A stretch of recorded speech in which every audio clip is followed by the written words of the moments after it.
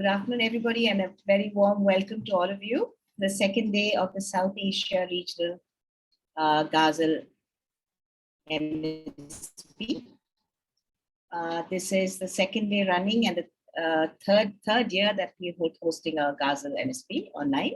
And I'm really happy to see that lots of people are joining us, new people, and the network is really growing. Yesterday, we had a session where we had an address by the chair, Dr. Shirley Tarawali. And we also had some presentations presenting the challenges to the theme of livestock-based, sustainable livestock-based food.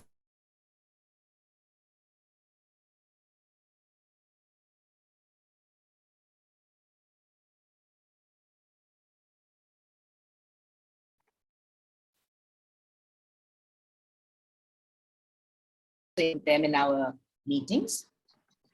Today, we're going to look at the positive actions to meet these challenges. And in these positive actions, we have, again, representatives from the different countries and also across different species. We're proud that we belong to a region where we have animals as diverse, the camel and the yak, as also the regular backyard chicken, duck, poultry, pigs, etc., sheep and goat, of course.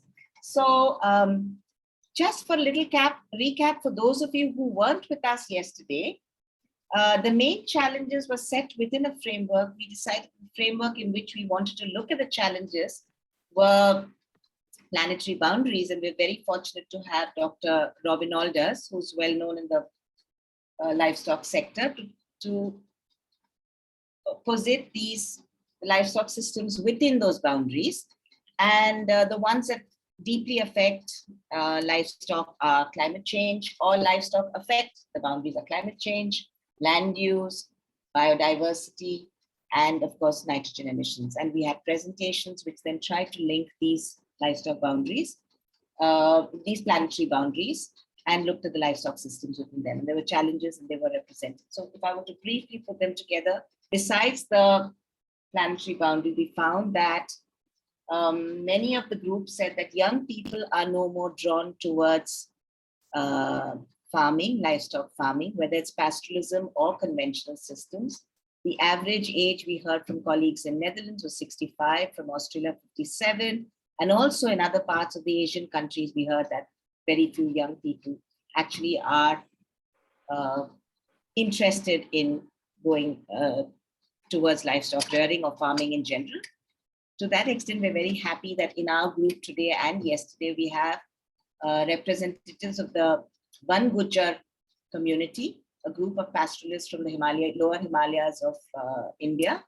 And they are here, at least 3 of them representing us, represent their organization here, and young people still interested in farming and pastoralism as their forefathers have done. So a special welcome to you all.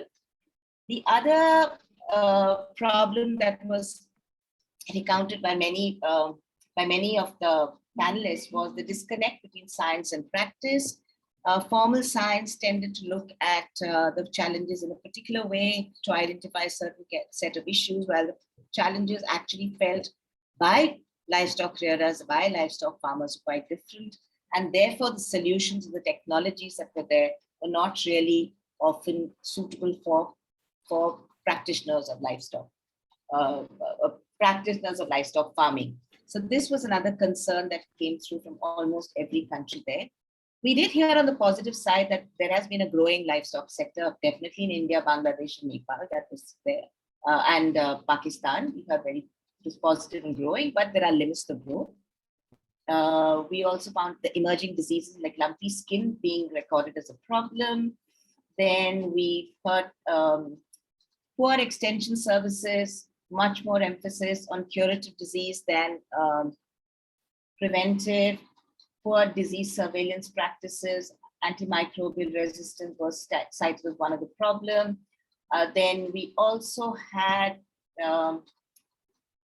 what was raised, the concept, of course, the point that banks and financial institutions often supported what they termed as efficient farmers or the more modern farmers practicing modernized systems, and often left out poor farmers or people who were in need of capital and support in their age. So there was this problem, and this was also felt not just in South Asia region, but also perhaps globally.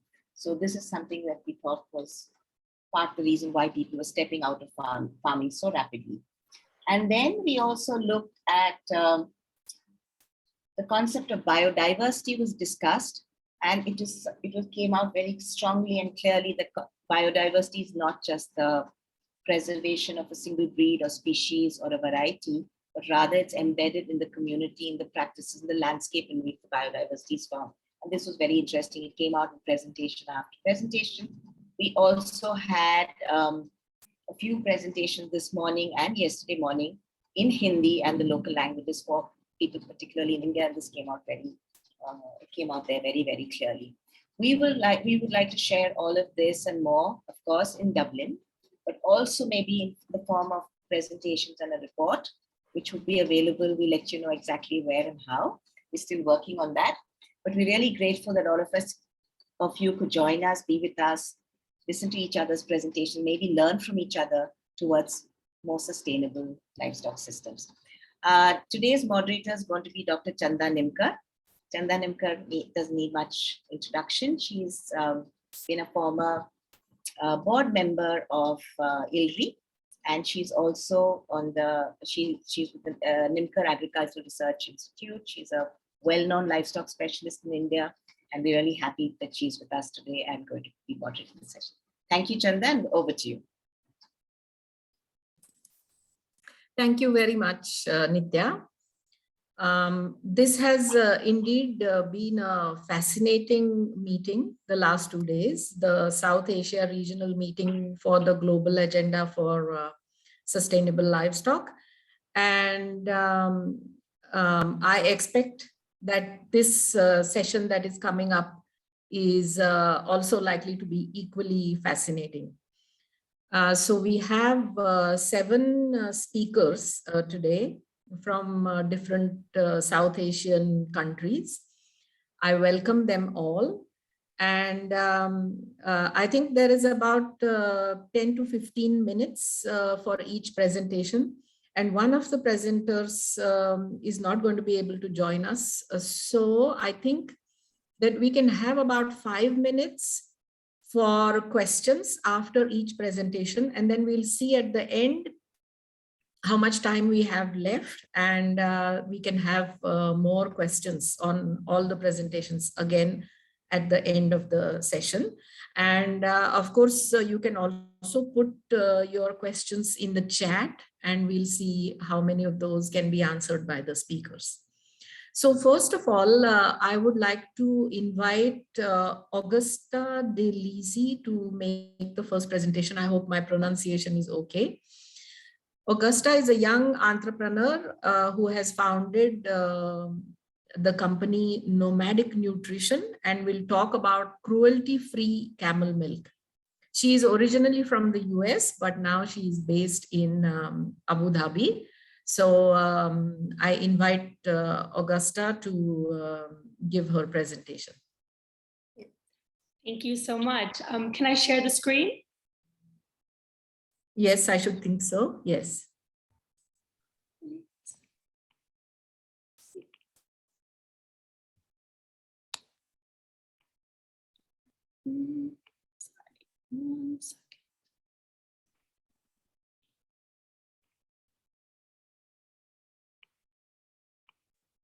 There we go. All right. First of all, hello, everybody. Thank you so much for inviting me to join you in today's discussion. Really happy to be here. As mentioned, my name is Augusta De Lisi, and I'm the founder of Nomadic Nutrition. It's a UAE-based health foods company creating functional snack products from camel milk. So I'm a personal trainer and a health coach, and I've always believed that food should be your medicine. I first discovered the amazing benefits of camel milk whenever I moved to UAE back in 2013. I realized that, whatever we eat that is truly what affects our health, and that, it's our dietary daily choices that are going to make a difference. And so, as we know, there's a global demand right now for better for you dairy alternatives because of reasons from animal welfare, the environment, from health. We know that 65% of the global population has a reduced ability to digest lactose. And so it has us looking from a world, what is the best solution for us? What is a solution that allows us to connect all those dots and provide something that's truly healthy for our bodies and for the world? And so after I discovered the amazing benefits of camel milk, it was especially because of experiencing autoimmune health-related issues that I found no other dairy alternative was able to heal my body in the way that camel milk could. And so despite the push of, almond milk, coconut milks, and all these other, as they claim to be vegan-friendly options, I found that nothing was more nutrient dense than camel milk, especially from a perspective of diabetes, autism, autoimmunity, and beyond. And so I felt compelled that this was something that I really wanted to share with the world. But because of my background in animal welfare, I ran a nonprofit dog rescue organization for half my life. And so I knew that if I was going to dive into this, this camel milk type of industry, I had to do it in a way that was humane and ethical and truly cared about the livelihood of everyone involved in the production process, which I, in the beginning, was told was not possible from a global perspective. And that was until I found the work of my dear friend and amazing person, Dr. Ilse Kohler-Rolfsen, and her book, Camel Karma. That was the first introduction that I had into the world of pastoralism. It was the first time that I was given hope that it is in fact possible to have a humane relationship between people, animals, and earth. And so that, as I went into the commercial, or diving into creating my health products, obviously because I was in the UAE, everybody just assumed naturally that I would team up with a local camel farm, camel dairy. And I have to choose my words correctly. I've gotten myself in a little bit trouble before because I am in the UAE. But the more that I explored the options that I had in UAE, the more that I felt that it did not resonate deep within my soul. I believe that there has to be a way of, obtaining milk from an animal in a way that does not exploit them and it does not exploit the earth.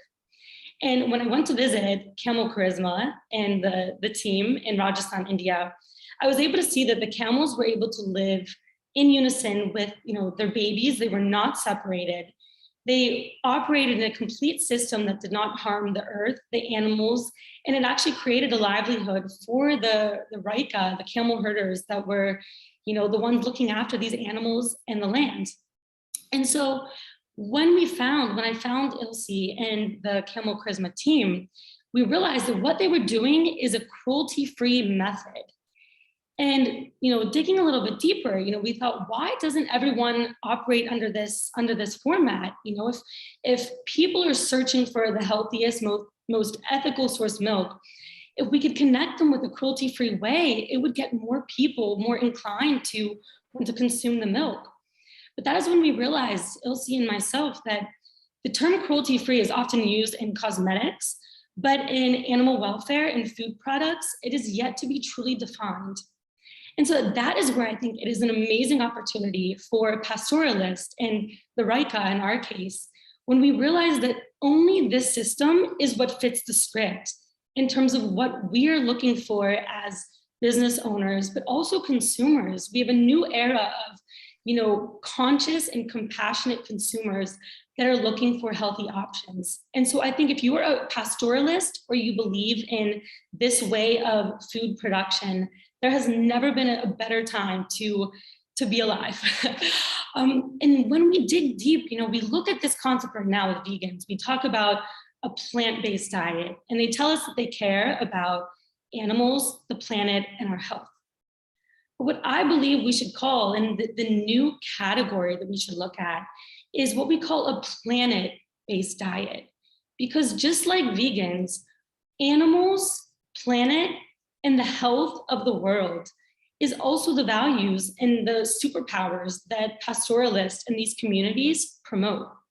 In the end, we all are searching for the same thing, and that it doesn't have to be this black and white, this and that, us versus them, because with pastoralists, where we stand, it's green.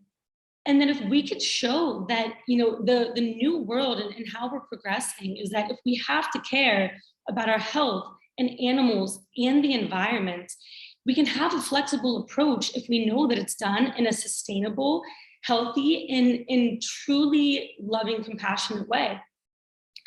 And so I think that with pastoral powered products, we might have a chance to access this, plant-based industry. If we show them that the planet-based industry is even more humane, through this system, we're able to look at not only the ability to showcase the amazing health benefits of camel milk, but we provide economic opportunity and income for the livelihood of herders. We regenerate the earth, biodiversity, prevent the extinction of camels, and overall encourage a more animal-friendly and production system. And so moving forward, I think that through collaborative partnerships, such as Camel Charisma and us, Nomadic Nutrition, we can really carve out a new niche in a way that we're able to show the world that this is in fact the future. Vegans talk about how they found a way, by eating less animal products, less meat, but what they're not looking at is the bigger picture of how do we take into account the world from, the environment, the health, and the people involved. And this is the future moving forward. And we think that this is such an exciting time and the world is ready for it. When we look at, and even from the youth, as mentioned earlier, if we don't have as many farmers or people willing to get the behind the scenes in terms of production, I will tell you the opposite, in the fact that this new compassionate consumer mindset, youth and new startups that are emerging are looking for ways and solutions that allow us to take care of the health of the planet. And through these partnerships with pastoralists and communities, I think we really can change the world and impact it for the better. And pastoralism is the future. So as a call to action, I think that we need to have these conversations, not only with veganism and people who follow those beliefs, but we have to have partnerships with government agencies, businesses, focus on education and awareness. For me, it was the moment that I became aware of pastoralism through Dr. Ilse, that I felt like I was opened up to this entire brand new world. And even though I, at the time, was consuming more of a vegan style diet, I needed to be shown that a new way was possible. And I think that you will not fall on deaf ears. If we get the mission out there, get the voice out there, the world is hurting and we are looking for a solution. And if you are involved in this community, then you are being called on to serve and share your medicine with the world. And that is, where I think we're moving forward. The world is ready for you. You have a superpower. And I'm really excited to see what the future has in store and know you all are going to make a true impact on the earth. So thank you so much for your time and really appreciate the opportunity. Thank you so much, Augusta, for that wonderful presentation. Thank you. It is really good to see that you're bringing some very new ideas and that you're full of optimism and enthusiasm. And young people like you will be taking forward the cause of pastoralism. So I think we can take some questions if anybody wants to ask a question.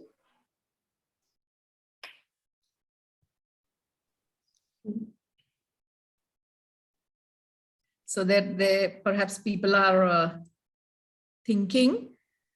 Chanda, can I ask a question? I'm Pradeepa here. Sure. Sure, Yeah. Pradeepa, go ahead. Yeah. Yeah, thank you very much, Augusta. It's a very, very impressive presentation. How much of production that we are talking about here in the world or in Arab Emirates? What is the level of production of camel in proportion wise? I'm sorry, could you explain the angle or what? Yeah, the level of production I'm talking about. What is the level of production of camel milk and camel products that you are talking about? What is the proportion when we take all the dairy products? What is the proportion?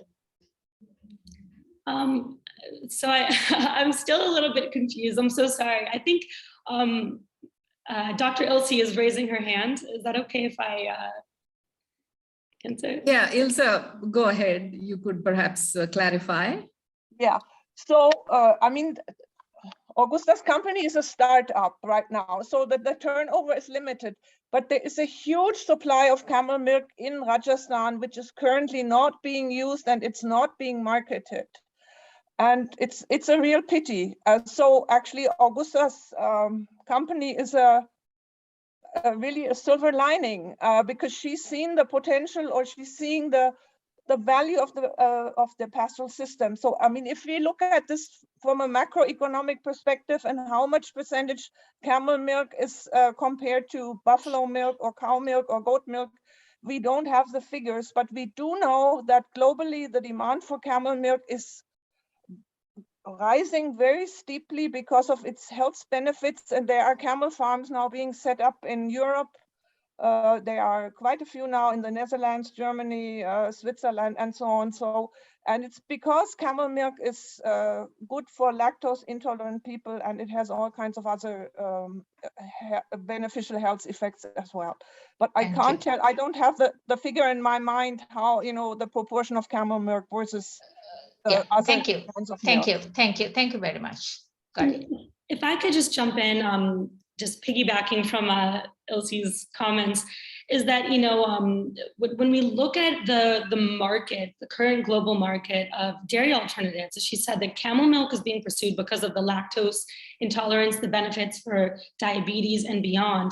But when we look at this cruelty-free method of getting it, that opens doors where we've seen a rise of veganism. And if you look at the attributes and why, is that so many people are interested in switching away from animal products because they believe that it's cruel to have from a camel. But when we look at how the Raika and in Camel Charisma are doing it in a cruelty-free way, we think that we have a potential to really get a hold of this market share for the health reasons and for those who care about it from an ethical perspective. And that really puts us in an exciting place. So thank you. Thank you, Augusta. Dr. Muhammad Yunus, if you have just a short question, please go ahead. You'll have to unmute yourself. For seeing me and considering me, I'm very happy. I've seen the work of Augusta. It is very interesting work, and we would like to invite her to our Chulistan, where we have best milk camels. They can produce up to 10 to 15 liters of milk per day, and we have a lot of production, and processing is going on little bit, but it is not very, I mean, on rising. So I'm sure that such practice must be done in our Chulistan, and if Augusta can visit, we can have a joint venture in value addition of camel milk. Dr. Okay, thank you. Yeah, thank you, Dr. Yunus. I'm afraid we have to move to the next presentation now. Yeah, thanks, Dr. Yunus. Thank you So I would like to. I have a question, please. We will take the more questions at the end of all the presentations, okay? Because I think we should just move on with our timetable now. Otherwise, we won't have any time left at the end. So I would like to introduce the next speaker, who is Dr. Pradeepa Silva. And she is a professor in animal science, animal genetics at the Department of Animal Science, Faculty of Agriculture at the University of Peradeniya in Sri Lanka. She has experience of teaching and research for the last 35 years. And her research area is indigenous animal genetic resources, climate adaptation of animals, and climate smart farming systems. Welcome, Pradeepa. Okay, thank you, Chanda. I hope you can see my screen now. Yes. Okay, yeah, it's now in presentation mode. Thank you very much again.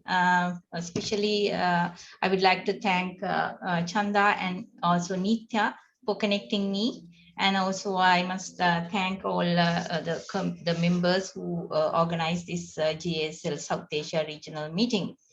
Okay, my name is Pradeepa. I'm from University of Peradeniya, as Chanda very correctly mentioned. So I'll be talking about the positive action in livestock. Some examples from Sri Lanka. That is exactly the title I was suggested to me. Okay, so I will start my presentation with these two boxes. On your left-hand side, it gives you some issues on sustainability of animal source food systems. Like we all are aware that we have finite resources, and also we are with the enormous pressure for the food production, especially animal source food items. And also people are looking at now hygienically processed and value-added products. And also we are talking about food miles. The items are transported. And also with all these issues, we are facing environmental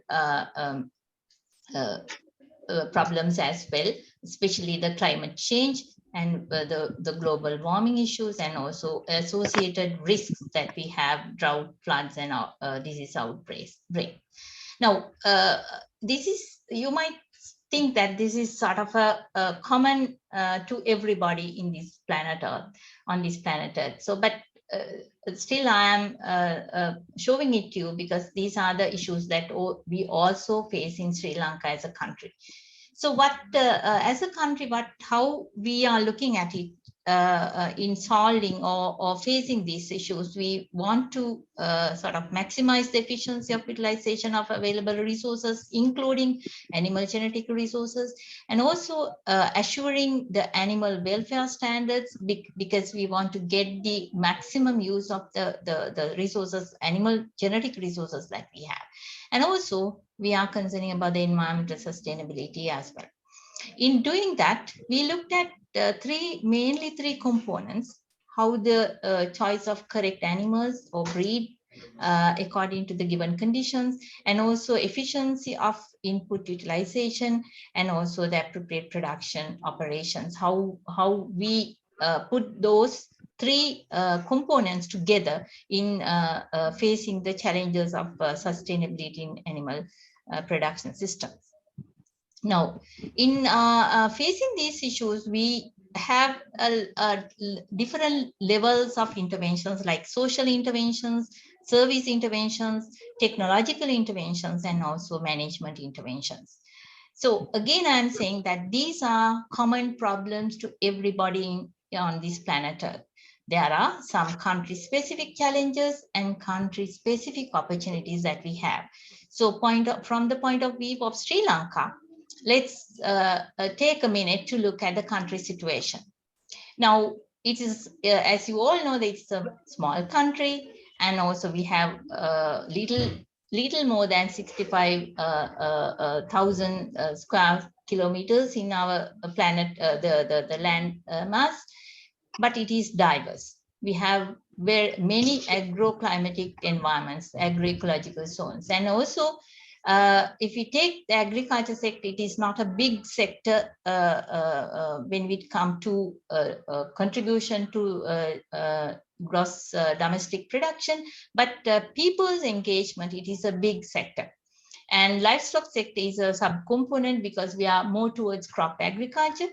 And when we talk about livestock, it is the majority of livestock farmers are smallholders, which is a picture that from yesterday presentations also we saw that. So here we have very small number of animals when we categorize them under smallholder sector 1 to 3 dairy animals, and 70% of milk production is coming from this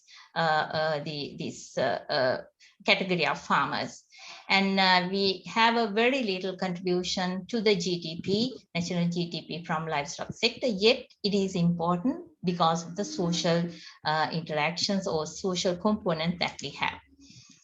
And so when we look at the main contribution to the GDP livestock sector, the milk, chicken meat and egg are the main components, whereas chicken meat is contributing more than, chicken component is contributing more than 50% to the contribution of GDP from livestock sector. Yet milk is important because our priority is dairy production. So the cattle, buffalo, both are the contributing to dairy production, but we are failing in achieving a sizable amount in fulfilling the national requirement. Only 38% of the national requirement is fulfilled. So I'm giving this information because we are having an enormous pressure in increasing the production. So these are some of the important figures of average milk production, and also the importation that we have. So our per capita liquid milk consumption is low at the moment, and still we are not fulfilling 50% of the requirement with this low production or low consumption level. Yeah, but in the recent past, there's an increase of demand, as we experience in very many other countries in the South Asian region. We are also had the pressure in increasing or demand increase for livestock animal products. So I'm giving you these figures before the crisis situation that we are undergoing at the moment. So these are the latest figures just before the crisis. So we had a very steady increase in consumption demand. You can see the milk, the per capita increase was 2.2 liters, chicken 0.32 kilograms per annum, and eggs 4.3 kilogram number of eggs per annum. So that was the sort of a steady increase during the past, the last year before the crisis. So that is, I'm showing this figure, that is the general situation that we face in animal sector. So given this, the demand and the supply scenario, yet we are facing the situation of the climate change, and though we are contributing a very little, a minute amount to the global warming or carbon dioxide emission, yet we are, according to our third national communication that we produced last year, we are determined to go for low carbon intensive development pathway, and also there are nationally determined contributions came from livestock sector as well, especially aiming to increase the productivity. Okay, so having said that, let me take you through the diversity that we have, because I'm giving some information with relate to this environmental diversity. So we have 46 agroecological zones, and for animal husbandry, we are considering 7 agroclimatic zones. And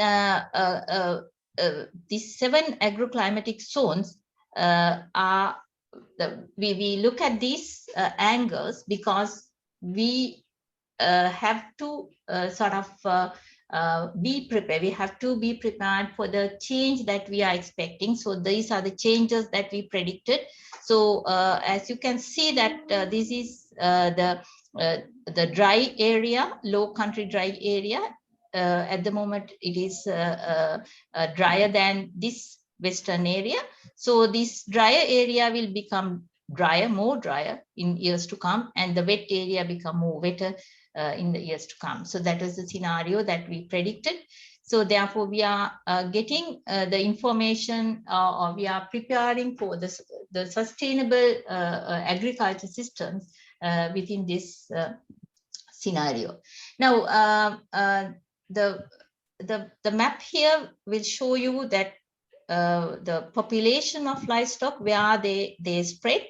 As you can see, this is the drier area. So you can see more livestock are find in these drier areas, because the wetter area are more dense, densely populated.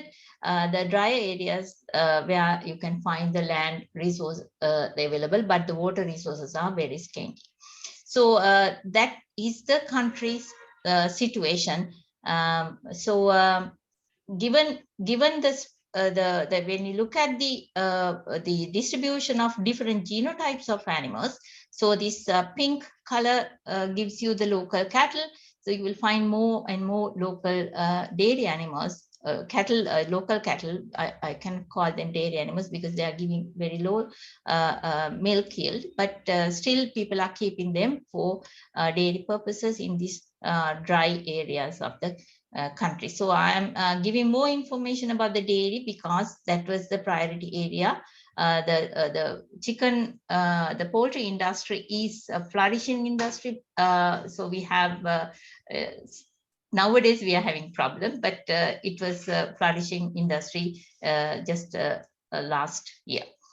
Okay, now from this point onward, I am giving you a positive examples or positive actions for sustainable livestock sector from our country's point of view. So I showed you this earlier in my second slide. So I'm describing these positive examples under these three actions that we are taking: choice of correct animals, efficiency of input utilization, and appropriate production operation. And when we look at the choice of correct animal breed or correct animal type, we cannot call them all breed because we have nondescript type of indigenous animals as well. So we have a very methodically or very up-to-date livestock breeding policy, even though that we have some problem in implementation. So the livestock breeding policy recommendations coming from the agroclimatic zones, according to the agroclimatic zone. So the recommendations in this the animal livestock breeding policy are based on the climatic conditions as well as the system of farming, of farming systems. So when we look at different the farming systems that we have very intense, large scale intensive farming systems, small scale the semi-intensive farming systems, as well as extensive farming systems. So we have different genotypes, improved genotypes, as well as the native or indigenous genotypes. So the farming systems have been sort of operating to accommodate different genotypes or different animals. Excuse me, so yeah. Pradeepa, Yes. I'm sorry, you have only 3 more minutes for your presentation. Sure. I will finish it. Okay. So these are the three systems that I mean different systems that we have in connection to dairy sector, and also when you take poultry sector, the similar thing. We have different genotypes identified, and also the systems identified, and also we have institutional very well organized institutional development carrying from 1935, long time back, and still we have some problems in implementation of livestock breeding policy on ground. And also I wanted to mention that locally adapted animal categories are also given a priority in this policy. And in efficiency of input utilization. So we have integrated farming system where the mixed farming system is can be seen crop, livestock. So there are, from yesterday's presentations also, we saw that there's low environmental impacts, and also we have high resource utilization.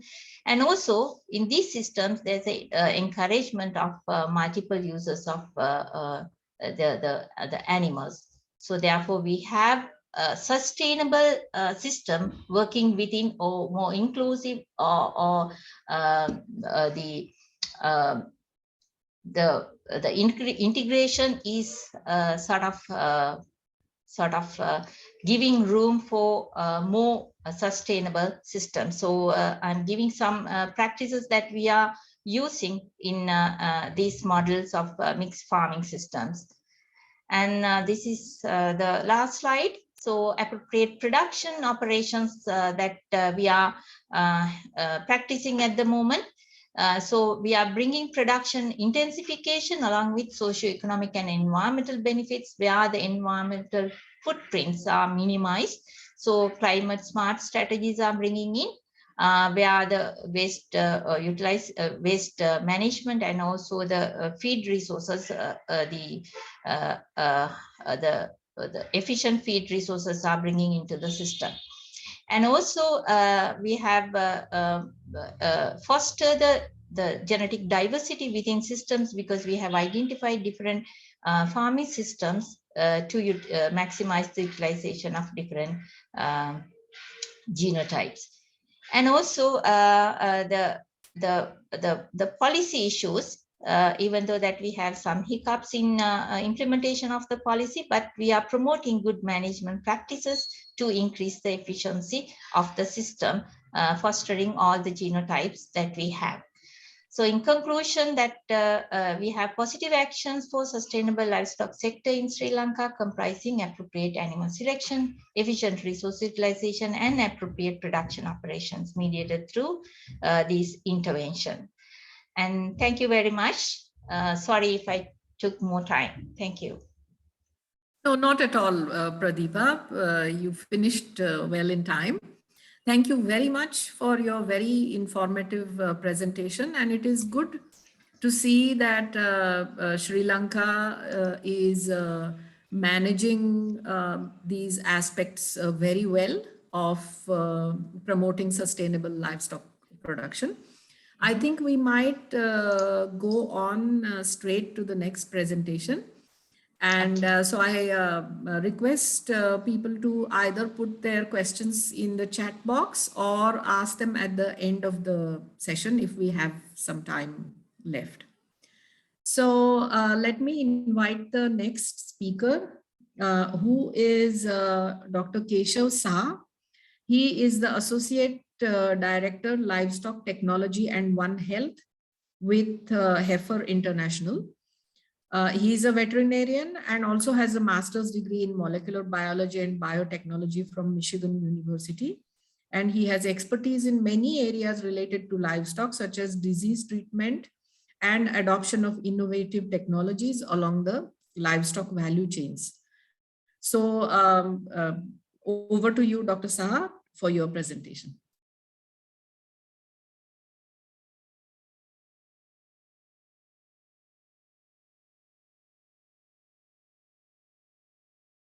Dr. Saha?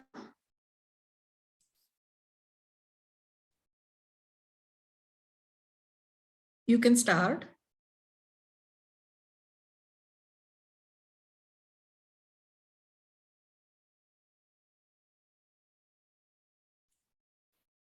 Sorry, I was muted, so thank you. Okay, okay.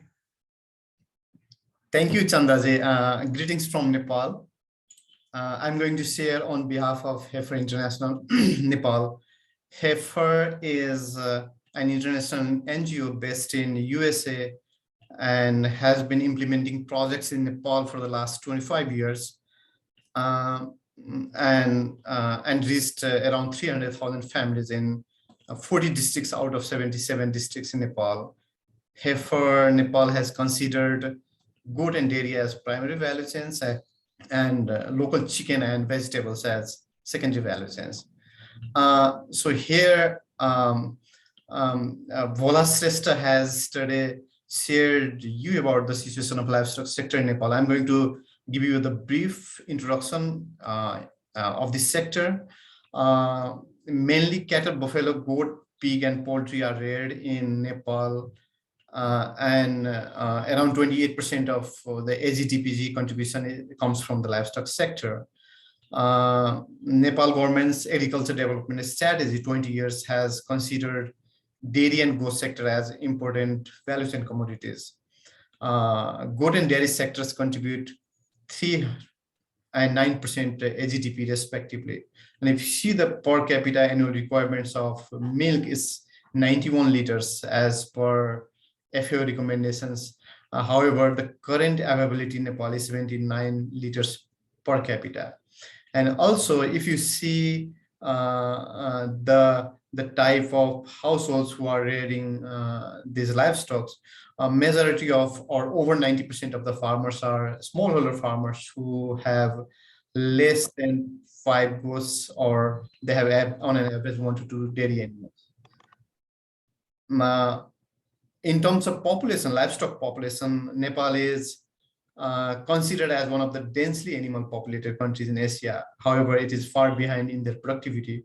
This is the reason Nepal has been importing even the live goats and milk and other products every year from other countries.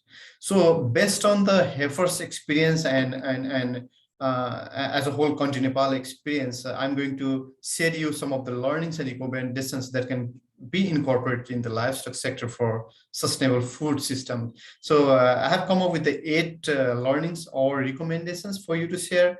I'm going to start with the social capital establishment for sustainable food system. Social capital, this strengthens both cognitive and structural dimensions in the community and brings families from vulnerability to sustainability. So in cognitive dimensions, if you see social capital, it promotes community values, networks, trust among the community members, which works as an agent for increasing livestock production and productivity. In structural dimensions, the farmers can work together and tied in a group, self-help groups, which can later be federated into the cooperatives to provide a kind of platform for the member farmers to learn, share, interact, and strengthen their farm businesses. If you see in majority of the cases in developing countries, these livestock are reared mainly by the women farmers. So empowering women farmers, it leads towards prosperous families and responsibility communities as a whole, which then serve as a strong base for sustainable development. So if you see here the blue blocks here, this is the physical aspects, and the yellow blocks, that is the social aspects. When they combine together, it creates the multiplier effects that accelerates processes and expand impacts in the community. In other words, social capital or social intervention is one of the most important interventions that moves communities from a state of vulnerability to sustainability and resilience. Heifer Nepal has taken social capital as one of the foundations for sustainable food systems. Second one is cooperative as a business hub for sustainable development. Once these farmers federate into the cooperatives, the cooperatives they operate business hubs that provide business development services. Business development services includes technical services, supplies, access to market, access to finance, access to insurance, coordination, networking, relations with the government and non-government organizations. So this is very important. So in most of the cases, due to lack of access to those affordable business development services, farmers cannot expand their business. And what we thought, we thought it as a gap for increasing production and productivity. And to address this gap, those smaller farmers come together into the cooperative and they operate a business hub and collectively enjoy the benefit at a scale level. So currently the products, services, and solutions offered by those cooperatives, they are contributing directly to the growth and profitability of those member farmers. That is really, really important for contributing in sustainable food system. Third one that we have come up is sustainable animal health service delivery system. In developing countries, including Nepal, there is always a poor accessibility and availability of animal health services, especially in rural areas where livestock are mainly rare. Even basic level treatment and disease prevention and control services has been compromised. There are regular epidemic outbreaks are there. And the result is farmer suffers great economic loss due to poor animal health conditions and even deaths. We have come up with the sustainable system of delivering animal health services at the community level.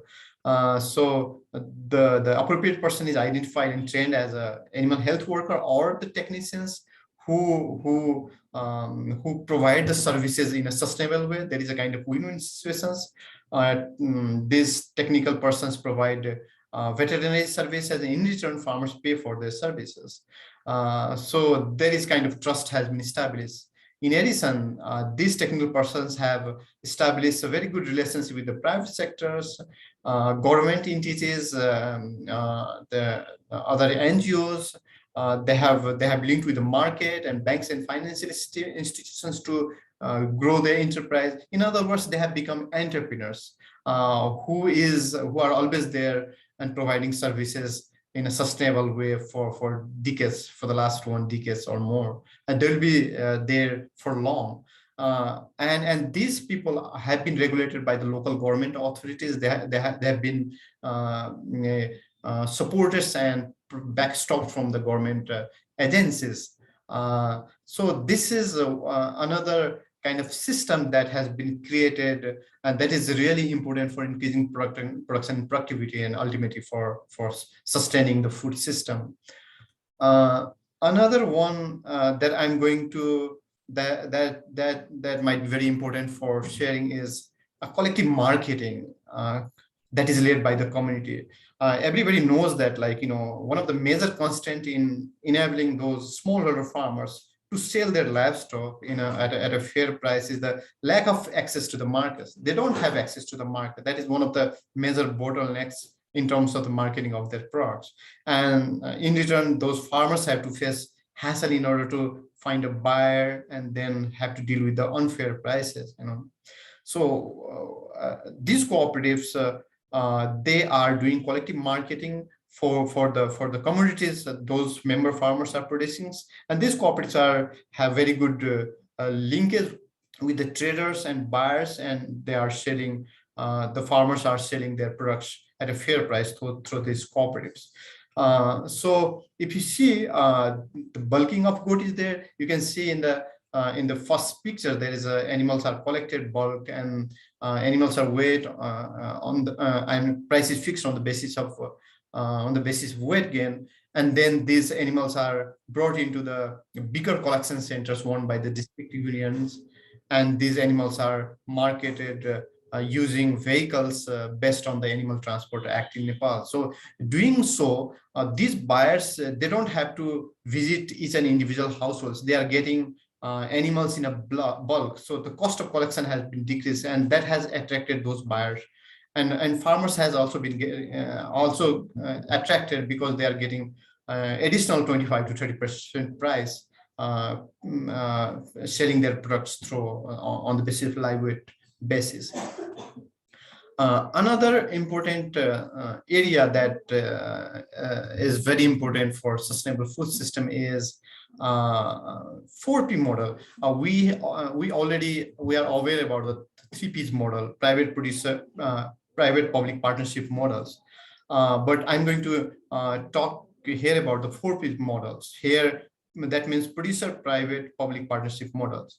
Why it is very important and necessary is that, enabling producer farmers to get an equitable share of the profit in the value chain is one of the ways for raising their income.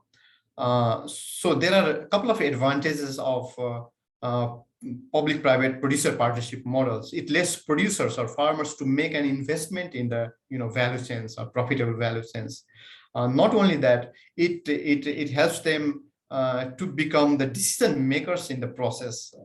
That is unlike other development paradigm where they are merely reduced to being just beneficiaries.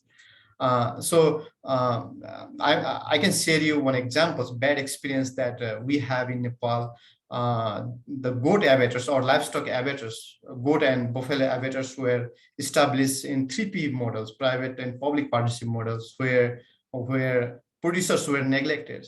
And then what happened? Those all abattoirs or slaughterhouses are not under operations because they didn't get consistent and quality supply of the animals. So this is the reason producer needs to become under the partnership of establishing any such type of processing industry plan. So this is one experience we have. So we believe that this is very important to sustain those type of enterprises where the farmers have the major stakes in operations and marketing.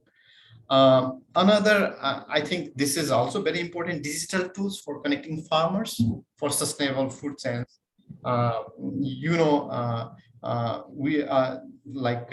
There has been so many technologies developed in recent years.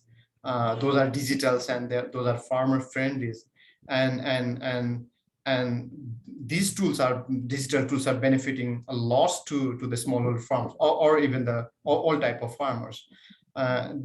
These tools have been developed to provide real-time data, and they deliver critical information to the farmers. They enhance extension capacity,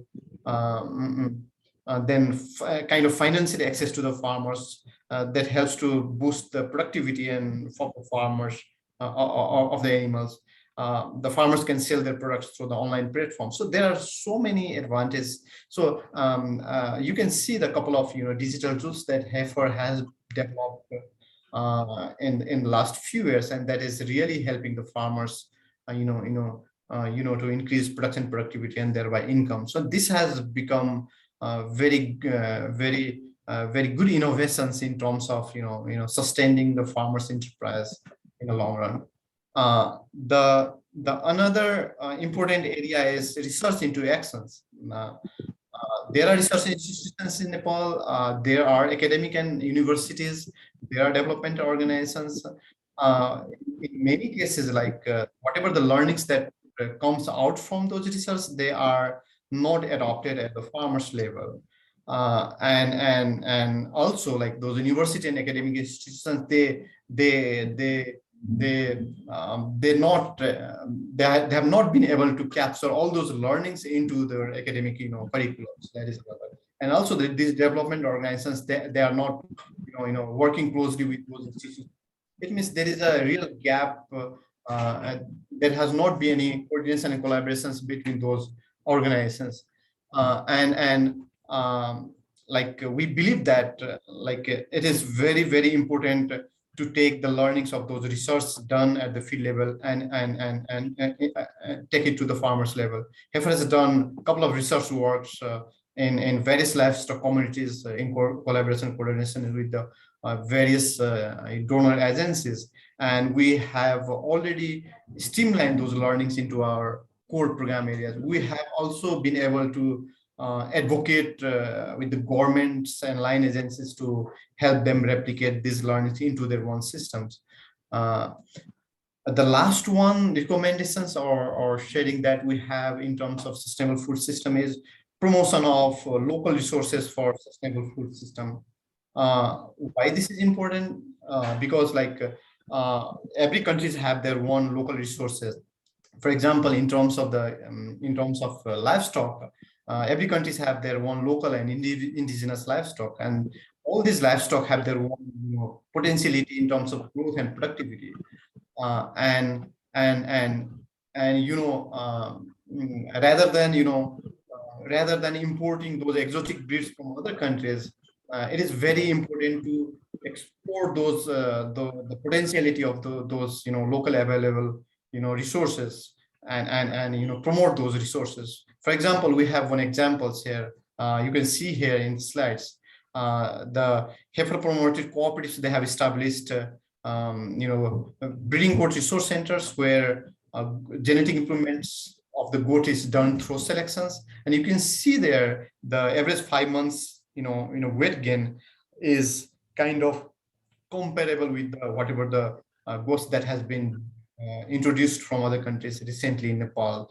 And if you see there is a 35 kgs in 5 months, or 148 grams per day weight gains. So so this is another area that is going to sustain, because these breeds are very well adapted to the local situations and they're more productive at the local context. So we need to really Dr. Saha, do you have many more slides? Because this is the last one. Thank you so okay. much. Okay. Thank you. Thank you so much. Okay, thank you very much, Dr. Saha, for a very informative presentation. And I think we will move on directly to the next presentation. And I am going to invite Dr. Inam-ur-Rahim. He has a PhD in animal nutrition, and he is currently at the University of Veterinary and Animal Sciences, Lahore, Pakistan. And he has experience of working with Oxford University, University of Central Asia, and University of Bern on agro-pastoral systems in Central and South Asia, adaptation of extensive livestock systems to climate change, and livestock and wildlife interface in mountain regions. So Dr. Inam-ur-Rahim, you have 15 minutes for your presentation. I think Dr. Saha will have to stop sharing his screen. Dr. Saha, could you stop sharing your screen so that Dr. Inam-ur-Rahim can share his screen? Thanks. Yeah. Dr. Inam, right.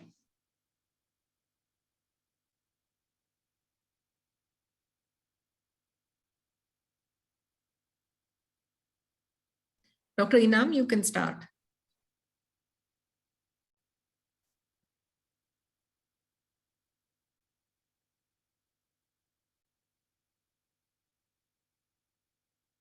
Perhaps he's on mute. Dr. Rahim, you're on mute. You're on us. You're on mute. Okay. Huh. You're muted, Doctor. Yes, that's better. Okay, okay, that is great.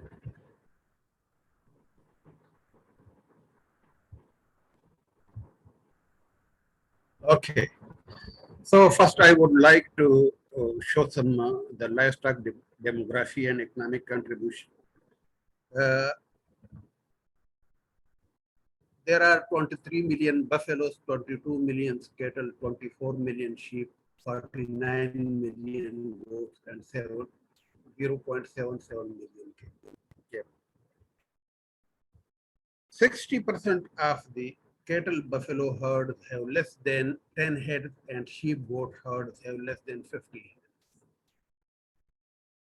And livestock, Pakistan is basically a livestock country because it contributes 12% to the national GDP and 60% to the agriculture.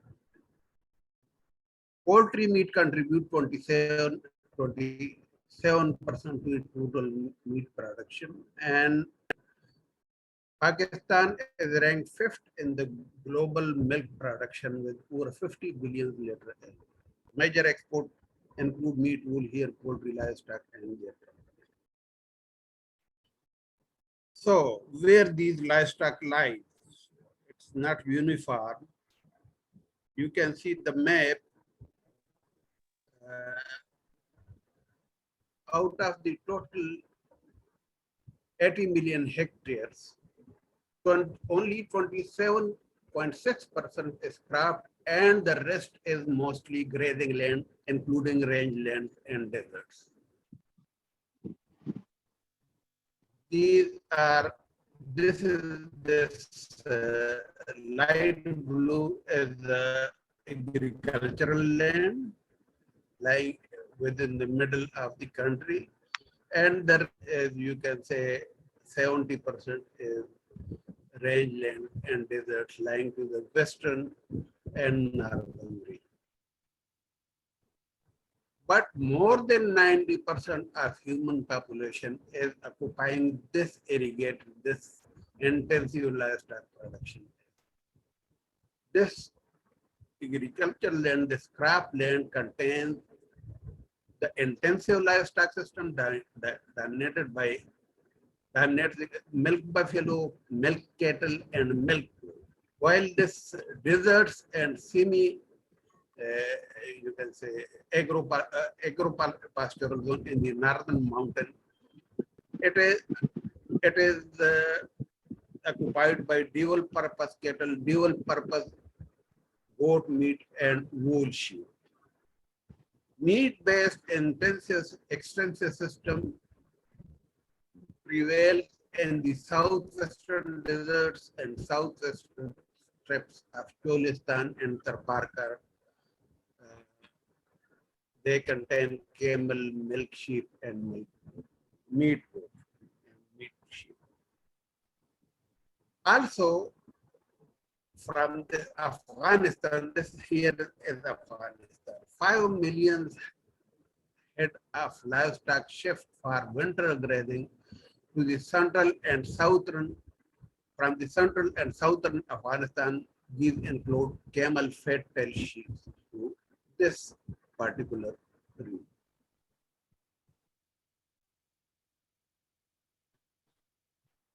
So it must contain, you can say, diverse animal genetic resources in these areas. These contain Nili Ravi, Kundi, Azisheli buffalo. There are 11 cattle breeds like Sahiwal, Red Sindhi. They are very famous. There are 36 goat breeds. There are 16 thin-tail sheep breed, 13 fat-tail sheep breed, and 20 camel breeds. But due to lack of proper breeding regime, haphazard crossing is leading gradually to erosion of indigenous animal genetic resources. And climate change particularly warrants conserving adaptive traits.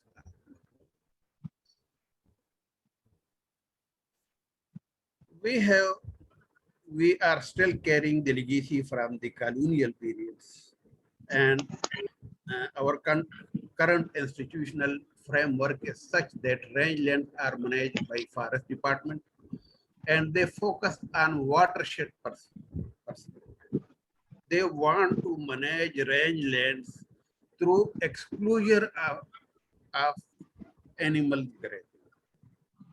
Fodder crop are the domain of agriculture department. Livestock markets are managed by local government department and municipalities. Livestock related education programs are focused on intensive livestock production and veterinary care. Livestock extension services are health vaccination oriented, and production extension services are very weak. Veterinary research institutions' main role is limited to vaccine production and disease diagnosis. Effective livestock disease surveillance system is not available. Efforts for livestock improvement in pastoral region is limited to intensification of the extensive. Cropping extension and mushroom habitation are encroaching the key rangeland area. Being considered movable assets, banks do not extend loan for livestock farm. And public sector regulates and kept the price of milk and meat for the benefit of urban families.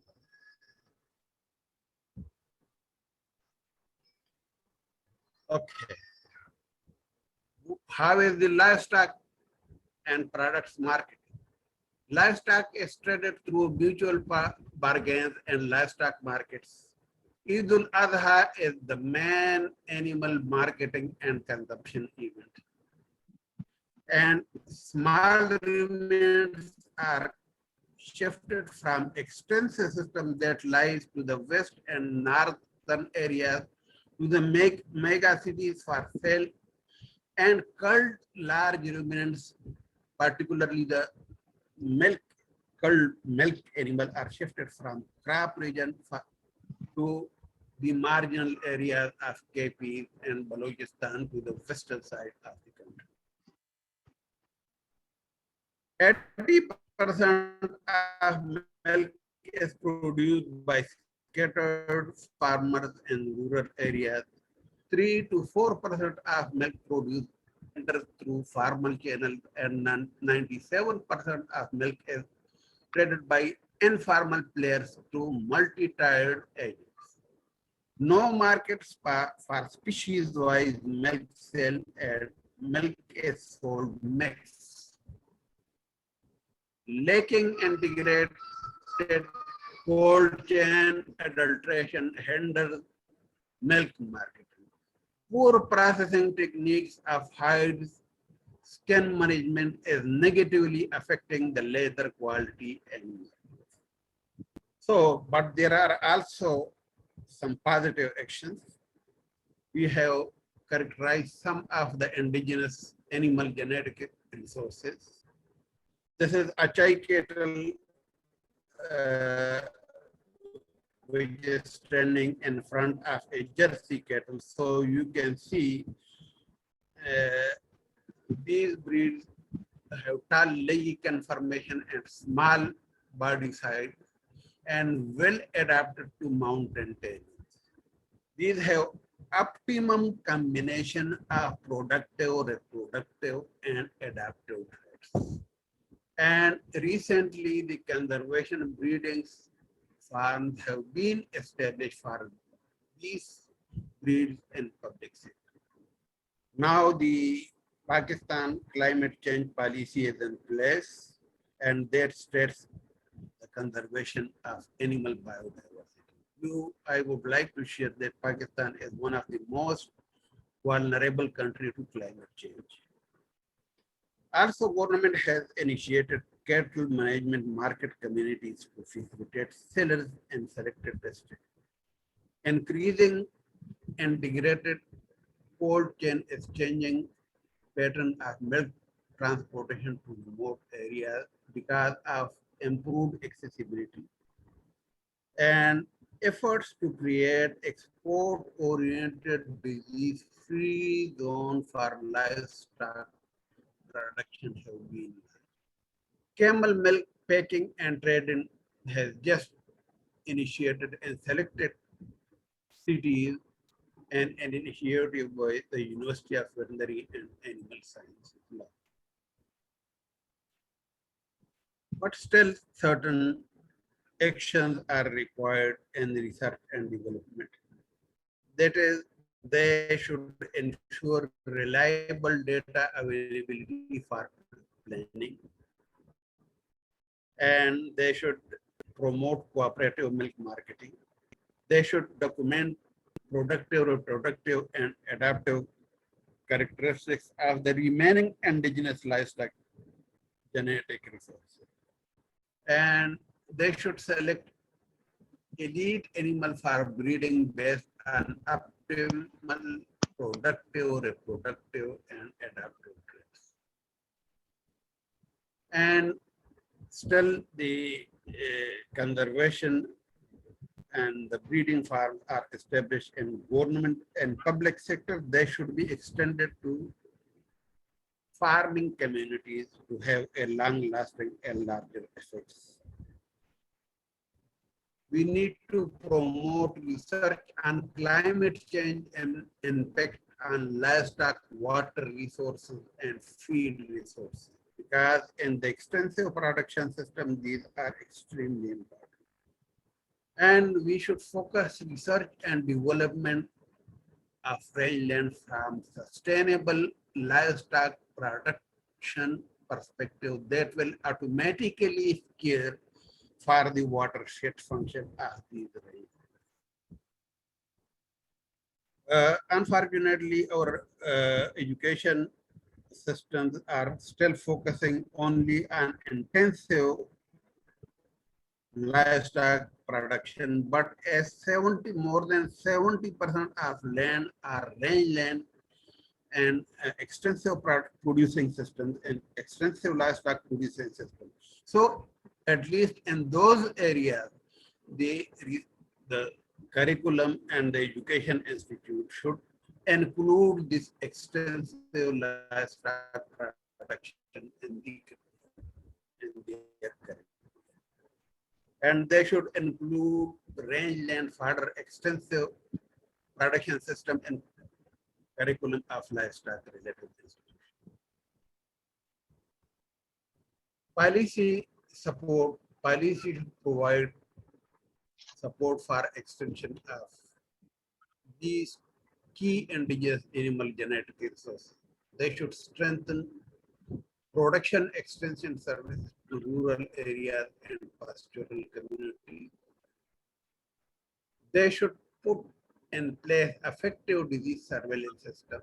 They should bring all livestock related discipline to function under one umbrella.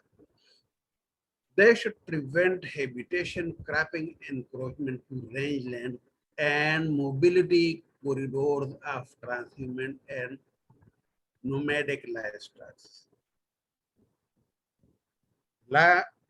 Livestock insurance scheme is needed to be launched for medium and large animal herds.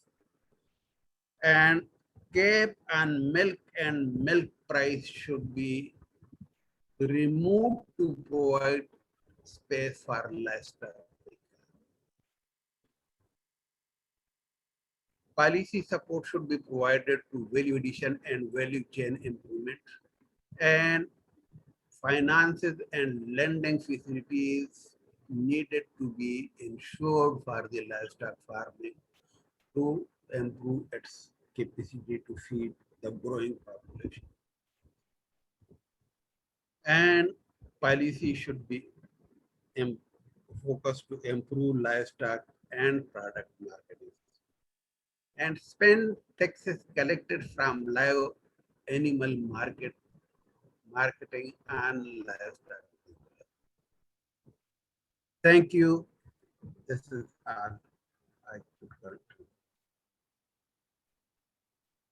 Thank you very much, Dr. Inam, for this very informative presentation. And it is impressive to find out that the contribution of livestock to the GDP in Pakistan is 12%. So I think this might be the maximum contribution among all the South Asian countries. And it is very interesting also to see some of the anti-livestock keeper policies which are similar in India, where the livestock keepers don't get the advantage of the high prices paid by the consumers. Thank you very much for your presentation. I think in the interest of time, we will move on to the next presentation now. Dr. Inam, you can stop sharing your screen, which you have. Thank you.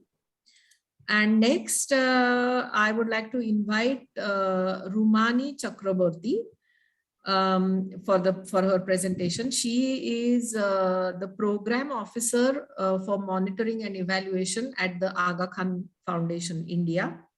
And she is leading evidence-based decision-making in Project Mesha of the foundation to understand the impact of the intervention. And she also has a keen interest in applying the gender lens to evaluation. I welcome you, Rumani, and you can share your screen and start your presentation. Thank you so much. It's an honor and privilege for me to be part of this talk. And my heartiest greetings to all participants and guests. I would like to share my screen now. Please let me know if it is visible.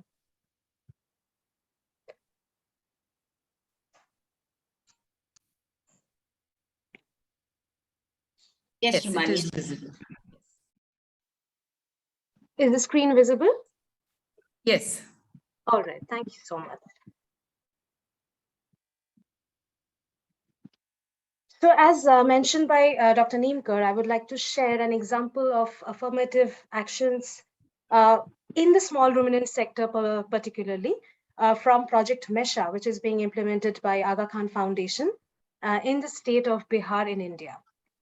Project Mesha envisages to transform the lives of women self-help group members through productivity improvements in small ruminants. To give you a brief background, India is among the largest small ruminant holding countries in the world, comprising 15% of the world's goat population and 6% of its sheep. And it comprises around 148 million goats, which is around 27.7% of India's total livestock population. The state of Bihar has the fourth largest number of goats in the country, and Black Bengal being one of the predominant breeds. Goats provide livelihood support to over 70% landless, marginal, and small farm households. And goat rearing is acknowledged as an effective and sustainable supplementary source of income. It's important to understand. Rumani, are you advancing your slides? No, I'm in the first slide. I'm in the first okay, slide. okay. Yeah, okay. Sorry. Yes. Coming back to the background, it is important to understand that women play a major role in goat rearing and management. However, the role of women declines at the higher stages of the value chain. And as it is widely accepted, increasing incomes in the hands of women is more likely to contribute to improving their status, role in decision-making, and improve the overall quality of life in the household. I would like to share a brief understanding of the design of Project Mesha. Project Mesha was designed in view of some of the major constraints facing the goat rearing sector. Inadequate veterinary services, particularly preventive healthcare, extremely high rates of mortality ranging from 30 to 40%, primarily on account of disease spread, lack of good quality breeding bucks, and the potential breeding bucks are being sent for slaughter, leaving very poor quality bucks for breeding. Non-existence of institutional structures to facilitate collective access to inputs and markets, a complete absence of integrated interventions focused on strengthening each stage of the goat rearing value chain from production through to marketing. And in spite of its significant contribution to the livelihoods of the poor, the small ruminant sector has remained underinvested by both the public and the private sector. It is the program approaches in Project Mesha are rooted, therefore, in reducing disease occurrence through preventive healthcare, improving the knowledge base of goat rearers to facilitate adoption of good husbandry practices, ensuring sustainability through a cadre of Pashu Sakhis or annual health workers who provide fee-based preventive health services, strengthening the vaccination and deworming supply chain through direct linkages with the manufacturers, widening the basket of services provided by the Pashu Sakhis to increase their incomes, identification of good breeding bucks from amongst the existing herds, and facilitating access to more remunerative markets through collective sale. The project theory of change defines 3 high-level outcomes, which are increasing the incomes of 70,000 women goat rearers by 50%, increased empowerment of women at the household and community level, and scale up of the project and the program approaches and the best practices in partnership with the State Rural Livelihoods Mission and the Department of Animal Husbandry, Dairying and Fisheries, Government of Bihar.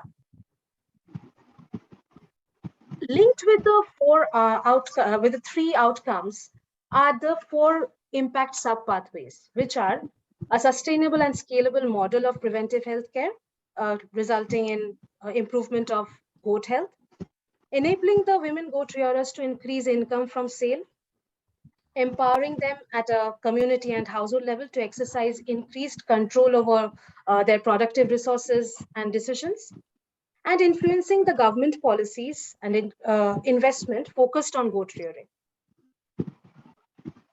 Now, if we look at some of the positive actions that has been propelled by the project, one is the deepening and strengthening of the Pashu Sakhi model. Pashu Sakhi are the animal health workers who are women from the community who are technically trained with 3 phases of training on goat health and management, and also gender sensitized. So this entire model of Pashu Sakhi has been given a structure in the project, and a cadre of 3,000 plus women entrepreneurs are currently ensuring last mile delivery of preventive health services. Also, it has a very pointed focus on gender sensitization with customized modules that support women in enhancing their agency, their access and control over productive resources, and use of the income from goat rearing. So basically enhancing their role at the household and community level. Also, there has been a very collaborative ecosystem that has been promoted very actively in collaboration with a range of stakeholders, including the Bihar State Rural Livelihoods Mission, the Department of Animal Husbandry, Dairy and Fisheries, institutes like NARI, Abacus Bio, GALVMAID, collaboratively have promoted the adoption of improved practices around goat health and management. The project has also encouraged innovation. A community-based breeding program has been layered in Project Mesha with a pointed focus on within-breed genetic improvement of the existing goat population. This emerged from the realization that the goat health and its management alone cannot be sufficient to reach the maximum potential weight of the indigenous goat breed, which basically impacts the income of the women goat rearers. And therefore, improvement in genetic quality of breed is an important is an important pathway in attaining the desirable outcomes of declining mortality rates and increased growth and maximization of weight of the existing herd. Apart from this, there has also been a robust focus on innovations around promoting low-cost goat sheds with locally available materials, vaccination hubs which link the Pashu Sakhis to the suppliers directly, dry azola, entrepreneurship of women around nursery, silage pilots, promotion of weight before selling. Basically, the project has introduced weighing of the goats before they sell, which enables the women to negotiate better with the local buyers. Also, there has been need-based local innovations like around local challenges around nutrition and flood. Innovations like Poshan Laddu or nutrition bars and dry fodder during flood. Furthermore, the project has supported very actively in the development of the Bihar Livestock Master Plan and replication of this, the low-cost goat housing model through the State Rural Livelihoods Mission and the Department of Animal Husbandry. Another key contribution has been the active integration of the One Health approach, or the idea that the health of people is connected with the health of animals and our shared environment. So basically, it has ensured biosecurity measures, disease surveillance, and controlled indiscriminate use of antibiotics, promoting what we call as healthy, happy animals for healthy humans. And if you look at the logo, the Project Mesha logo, it is linked with the tagline that says Swasth Bakri Khushal Parivar, or healthy goats, prosperous families. The project is also very strongly focused on a tech-based, on a very robust monitoring and evaluation system, which ensures evidence-based decision-making to guide implementation, and have rigorously and periodically ensures measurement of impact and documentation of learnings that create valid and reliable public knowledge.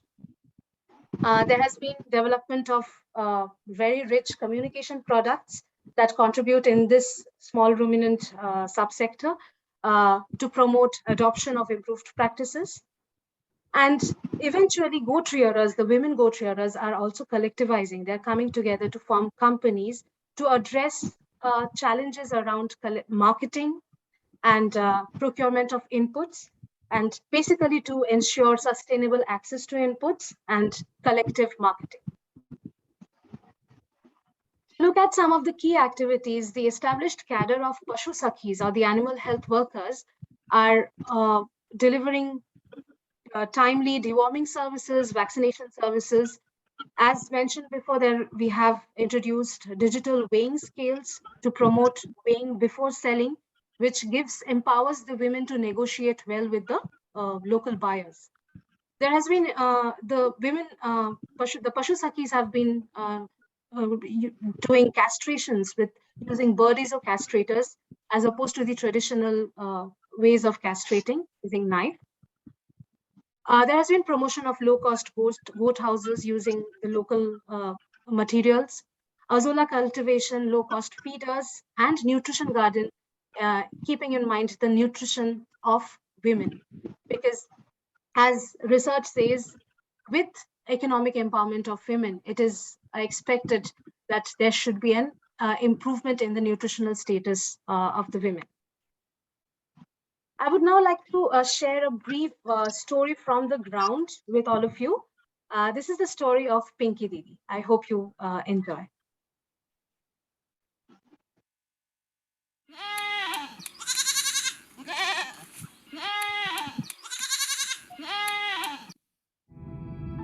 बकरी पालते हैं हम 7 साल से। तो यह 2 ठो बकरी था। इतना पहले दवाई उवाई के चाक नहीं था, कीड़ा के दवाई, टीका का सुई सब नहीं कोई देता था, तो इसीलिए बहुत बकरी सारा मर जाता था। तब हम अपना बोली चांदनी दीदी की से टीका का सुई, कीड़ा के दवाई पिलाओ और देखभाल करी। समय समय से देखभाल होता है, साफ सुथरा में रहता है, मचान वाला घर पर रहता है, तो जितना टट्टी पेशाब करता है तो बाहर गिर जाता है।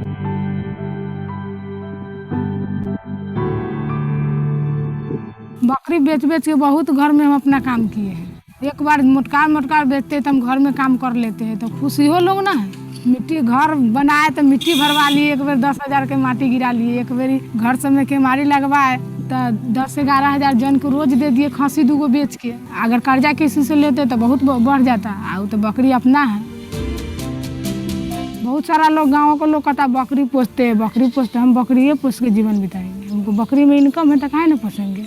हमको तो बहुत बुरा लगा था। हम पहले बकरी पोसते थे, कोई मालजाल नहीं पोसते थे, तो इन्होंने ज़बरदस्ती रखने लगी। एक बकरी लाई, 1 से 2 हुआ, तो बकरी बढ़ाने लगे। हमको भी अच्छा लगने लगा, आमदनी आने लगा। तो छोटा बकरी एटीएम जैसा पैसा आता है, जब मर्जी तब बेच दीजिए, पैसा हाथ में आ गया। हाँ, हम बोलते हैं महिला से जो बैठता है उसको बड़ा बोलते हैं कि देखा हमरा हर कुछ है, तो यो बड़ा मेहनत करे छी, तू सब मेहनत करा, बैठल ना रहा। मर्द के कमाई से कथी होता। हम बकरिए पोस के अगर बेटा बेटी के पढ़ा देम तो नाम के कर रोशन होता। अगर माए बाप बकरी पोसैत रहे, बेटा बेटी डॉक्टर इंजीनियर बनल है। हमार चॉइस है कि हमार बेटा बेटी बने।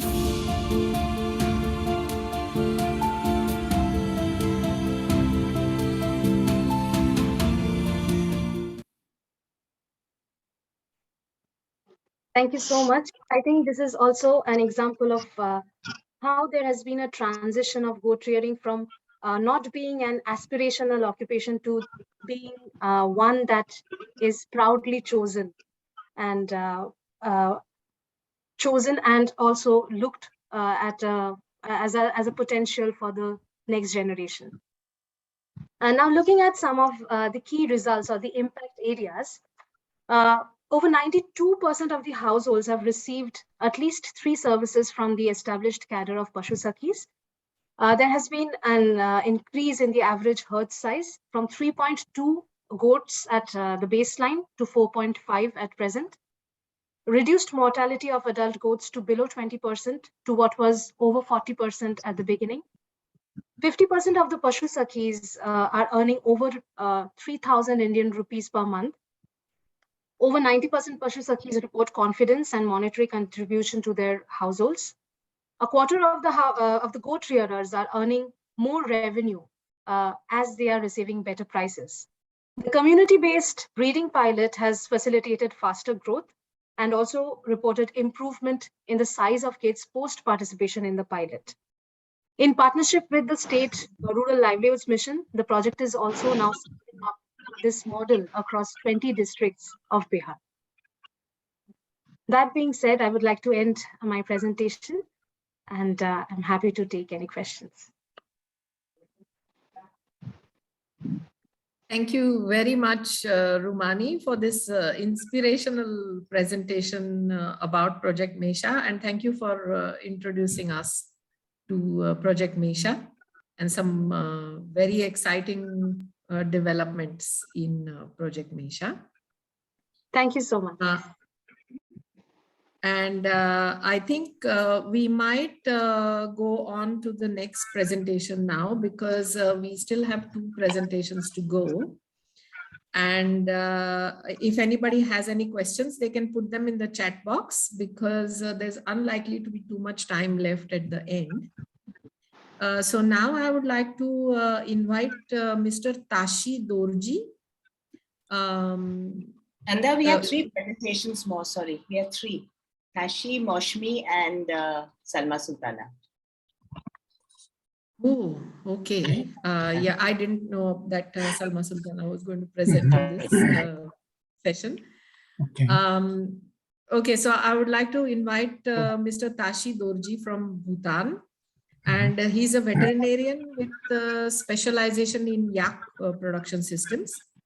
And currently he is at ECMOD, and he's the coordinator of the Kanchenjunga Landscape Initiative, which is a transboundary landscape program among Bhutan, India, and Nepal. And previously, he was the chief of the Department of Livestock, Ministry of Agriculture and Forest, Bhutan. So over to you, Mr. Tashi Dorji. Thank you, Chandaji. Can you hear me okay? Yes. Very well. Yes. Thank you. Thank you. So as introduced, I am from Bhutan, but I work here in ECMOD based in Kathmandu. So let me share my screen. Chandaji, I will keep my presentation very brief. I think this is a very difficult time of the year, time of the day, and I think we are also running out of time. So I'll be very, very brief. Can you see my screen? Yeah. Okay, can you see the screen? Yes. Okay, so I think we've heard about the goats and cattle and the chickens. So now let's also camels. So let's now talk about the yaks. So this is one action that International Center for Integrated Mountain Development we have initiated a few years ago. As you know, I think the International Center for Integrated Mountain Development, we work in 8 countries we are intergovernmental. So right from Afghanistan, Pakistan, India, Nepal, China, Bhutan, Bangladesh, and Myanmar. So if you look at our countries, at least 5 to 6 countries have yaks. And my outline of the presentation, I'll talk a little bit about the rangelands. Then I'll go on to the topic, our action around yak herders network, and summarize the way forward. Now, if you talk about these rangelands, as you know, this Hindu Kush Himalaya, 60% of the land use is under rangeland. And you also know the yak play a very important role on many aspects. I think I don't have to elaborate more.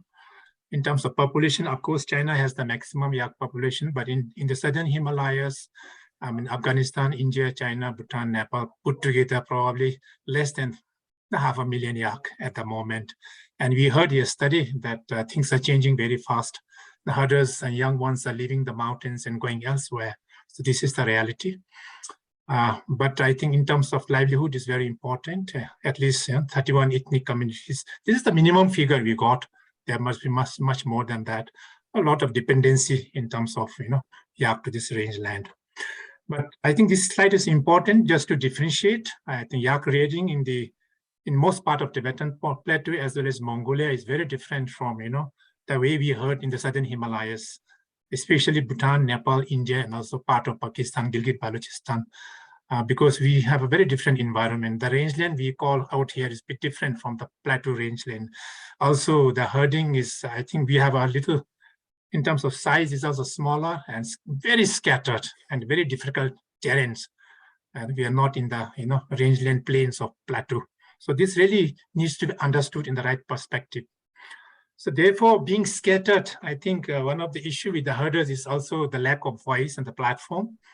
We have across Dr. Tashi, Yes. Tashi, excuse me, you can make your slide into full screen so that we can see the slide that you are Okay. on. I thought I made it full screen. Clearly. Yeah, but we can also see half the screen is showing the next slide. Oh, is it? So, I think below the slide, there is a full screen icon. I think that might be the one. Yeah. Something is black one. It's a bit difficult for me to adjust more slides. Maybe allow me to go on. I cannot. All right. Okay. Okay. Fine. Yeah. Okay. Yeah. Fine. Yeah. Yeah, So the yeah, message here is we should have a differentiated understanding when you talk of a yak herding in the southern Himalayas. So since the herders are scattered, and also we know that in most of the countries, whether it's Nepal, Bhutan, India, or Pakistan, the herders are really marginalized, and there's a lack of platform to raise their voice. So therefore, also the limited investments and policy support going into those mountains. So that is the motivation actually. So why we wanted to come out with called Hindu Kush Himalayas Yak Herders Network. And this has a lot of motivation drawn from other countries for other species of livestock. For instance, World Rangers Herders Association in the Arctic. I think they're really advanced. And also this morning we heard of camel. We have Camel Foundation, World Camel Associations. Other livestock species have these global platforms and associations. But for the yak, we really do not have. We have small groups and cooperatives, formal as well as informal at local level. But we do not really have even at a country level, and forget about the regional and global level. But we do hear about the global yak associations, but not from our region, but I think somewhere from USA, for instance, we do have the interested groups who are forming those global associations, but not really from our region. So that's the motivation actually to really try to bring our yak herders into a platform, give them a platform to raise their voice. So on that basis, ICIMOD, being an intergovernmental organization, we have the chance to work with this, especially the governments of Nepal, Bhutan, and India for the program that I am leading, the Kanchenjunga Landscape, and also with other programs of ICIMOD, we have chance to work with Pakistan as well, and also China. But the China component is more of South-South learning from our point of view. So we started a few years ago in 2018. We started this discussion in China during the 6th International Yak Conference that the Southern Himalayan countries should have, to come up with some kind of network or association, with a long-term vision of sharing our knowledge, bringing the communities together, developing this community-based platform. And this is not an idea that was conceived by ICIMOD. I think we have to really acknowledge the work that's done by Utah Foundation in association with the FAO and so many other colleagues. But the approach is a little different. So ICIMOD, because we have rooted here in Kathmandu, intergovernmental, we have chance to work with these member countries for longer duration. So we try to follow the bottom-up approach. It is really a nationally led initiative and not a top-down kind of initiative. So we started in 2018, and over the last 3-4 years, of course, COVID came into play, but we have managed to bring our, work with our countries to motivate our countries to come up with a kind of a national level federation. So progress, for example, in Bhutan, I think we have Dr. Kingan Namge here from the Livestock Department. I think they made a very good progress. I mean, across the country, they managed to form 12 yak cooperatives, and then they've also formed the Bhutan Yak Federation in the beginning of the year with nearly 500 members. So I think this Yak Federation has been formalized. They've also developed the Yak development strategy, business plan for this federation. Similarly, since we are in Nepal, we are very closely working with the Department of Livestock, the government of Nepal, So we already had several rounds of meetings, and the executive committee has been formed, and we will soon be formalizing this sometimes in November, December this year. And we are also working to some extent through our project partners in India, especially in Sikkim. Sikkim, we are working with because Kanchenjunga landscape, we have our projects in Sikkim. So we are working with Zumsa, North Sikkim, and they have already formed groups, formalized. Zumsa is already a formalized traditional institution, but under this framework, we have also formalized the Yak component. And we are also working closely with the Union Territory of Ladakh. We have invited our livestock colleagues from there to our events, various events, and then they are motivated, so that made a very good start. We do not, as of yet, partners in Arunachal Pradesh. We do have National Dirang Yak Research Center. We have had an occasional meeting with them, but we have not been able to start the progress, but we are going to pursue this. Similarly, in Pakistan, we have one of our initiative working there and trying to make progress. So that is about the Yak network. I think our ambition is really to try to bring these Yak networks together at the regional level. But this is easier said than done. So we really need to combine with on-the-ground actions. So celebrating Transboundary Yak Festival is a regular feature. So when Nepal organizes, we invite our colleagues from Bhutan and India. When Bhutan organizes, we invite colleagues from, India and Nepal. So there's a cross-country learning. It's a regular feature. Of course, COVID has impacted, but we are going to pursue with this. So taking advantage of traditional festivals as a venue to really promote yak farming and also this kind of ideas. Of course, exchanging ideas, knowledge, and best practices, not only the herders, but also the government stakeholders and including the politicians. We engage in this kind of exchange visit between these three countries, at least India, Nepal, and Bhutan. And the government of Bhutan, the government of Bhutan has also been very kind enough to actually provide breeding bulls. Bhutan has a very good high quality breeding bulls, and they're kind enough to supply it to government of Sikkim as well as government of Nepal. So this was really to support in terms of the genetic improvement and control of inbreeding, which is a key issue in this area. So some practical actions already at the three-country level, good collaboration. And similarly, our government colleagues in Bhutan and also in Nepal, in terms of artificial insemination, trying to build capacity and also trying to introduce this. It is not yet there, but we are going to pursue and also trying to bring this winter fodder technologies such as feed blocks. And in Nepal, we are also making progress in terms of yak value chain.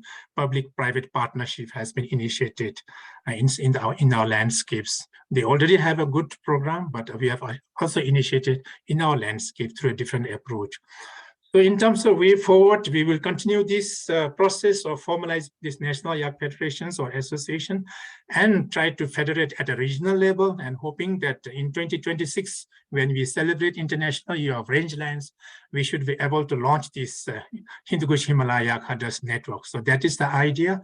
But in doing so, we will continue to engage with our Department of Livestock and our yak herders associations and federations in these countries in terms of celebrating festivals, symposiums, conferences, exchange of knowledge, and of course, very importantly, technology transfer. I think we will not reinvent the wheel. I think we will learn from each other. So we also promote South-South learning. So on this note, let me stop here. Thank you for giving me an opportunity. Back to you, Chandaji. Thank you very much, Dr. Tashi Dorji. And I found your presentation absolutely fascinating. And it's really good to see this across-country collaboration and transboundary collaboration, because of course, animals do not recognize national boundaries. And so if there is collaboration across the boundaries, all the better. So thank you very much for this great presentation. And next, I would like to invite Ms. Moushumi Shrestha. She's a social entrepreneur and director of the Srinagar Agro Group. And she's also the Honorary Consul General of Sweden in Nepal. She is also the founder of Shri Kisan Innovation, which provides a one-stop solution to farmers, and they are promoting the farmer-produced products through the brand called Golden, from farm to fork. So over to you, Maushami. Yeah, thank you, Chanda, for giving my introduction, and I'm really happy to do my short presentation here. Hope you can see my screen. Yes. Okay, thank you. So today my just a short presentation is more focused on livestock sector actions taken towards more sustainable food systems in Nepal and the priorities in livestock from the perspective of the private sector. So what are the needs of the private sector, and for the people who are working in a livestock sector, what are the difficulties and challenges we face, and how would we like to overcome it? And I'm just giving a few examples from our company side, how we are trying to make our company more sustainable and climate friendly. So I think Chanda has just given my introduction. I'm Maushami, Director of Srinagar Agri Group of Companies. So we started with a small farm, a layer farm, with 2,000 layer birds producing producing eggs. But now we have slowly grown. Now we have a hatchery, parent farm, feed mill, and we're trying to work in the whole value chain in an integrated way, from farm to fork model. So that it's a kind of a one-stop solution provider. So we have started an agri school also, because we strongly believe that unless and until we build the capacity of our farmers, it's really difficult to get a good results from them. So we have been trying to promote innovative technologies, skill development through our knowledge wing of our company. I would just like to start my presentation with the gap identification that we as a private sectors are facing. Is we feel that there's not much of integrated approach being followed in the whole system, in the whole value chain. Collaboration and cooperation is missing. Maximum production capacity is not yet achieved in case of Nepal, though more than 70% of the people are engaged in agriculture, still the maximum production capacity is not yet achieved. And the production cost is always coming higher than anticipated. Market system is not well developed, and there's a lack of awareness and sustainable climate friendly approaches that needs to be followed, especially in the livestock sector, because this is going to be alarming. And as we saw in the first presentation, that how people are changing, becoming more vegan. So it's a kind of a threat to our industry also. So unless and until we become aware and start introducing a climate friendly, environment friendly, community friendly approaches, it's going to be really difficult to sustain in a long run. And access to resources is because we being a landlocked, and the availability of the quality and affordable raw materials is a big issue for us. So it's always access to resources is a big challenges for us. And now, as I'm involved in the whole business of farm to fork, so these are the few points that I think that we really need to work on, especially to supply the balanced nature of food system, protecting our whole biosecurity, and to protect our people's health and well-being. So for the people we are working in the food sector, in livestock sector, I think it's very important to always keep people's health and well-being on mind while developing the whole business plan, a whole strategy, a whole company's profile. Yeah. So in the side of farm, what we feel that there's a great need to promote commercialization, mechanization and innovations, land bank system, climate smart agriculture, contract farming, zonal allocation as per soil quality, weather and topography. And in case of feed, which is the major input, so because 70% of the production cost involves feed. So it's a very important portion of the whole integration. So we really need to put lots of effort and mind and energy and resources in this. So we really need to promote domestic production and manage supply of raw materials. We are very much dependent on our neighbors. So it's a big challenge for us. And good research, expert input to produce quality feed and organic fertilizer is very much necessary. And the government needs to provide good subsidy because in case of India, there is a good subsidy for the farmers for which their production cost always comes lower than ours. So we always have to compete. And then the financing mechanism has to be well developed. And then when it's to come to food sector, like food security, access to healthy and affordable and sustainable food is very much necessary, especially for the rural community. And there we strongly feel that there needs to be an equal distribution of food, and balanced nutrition is still an issue when it comes to the at the consumer level. And food safety and hygiene and self-sustainable approaches needs to be followed, and how we can really reduce the food waste is a big challenge, because when we look at the garbage bin, it's still the 60% of the waste is food. So, you know, when we are talking about the food security, but we don't realize how much food is being wasted, you know, so we really need to think of the approaches and strategies, how we can really minimize the food waste.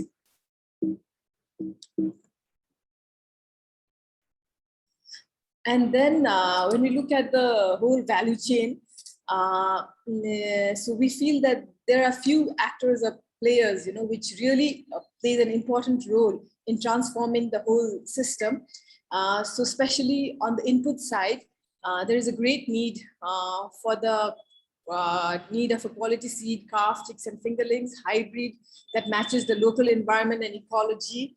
But when we're talking about hybrid, you know, we should really not promote like hybrid as per the Western countries, but we should always look into the hybrid that really matches with our environment and ecology, and investments more on research involving national and international experts, availability, and uniform distribution as per demand.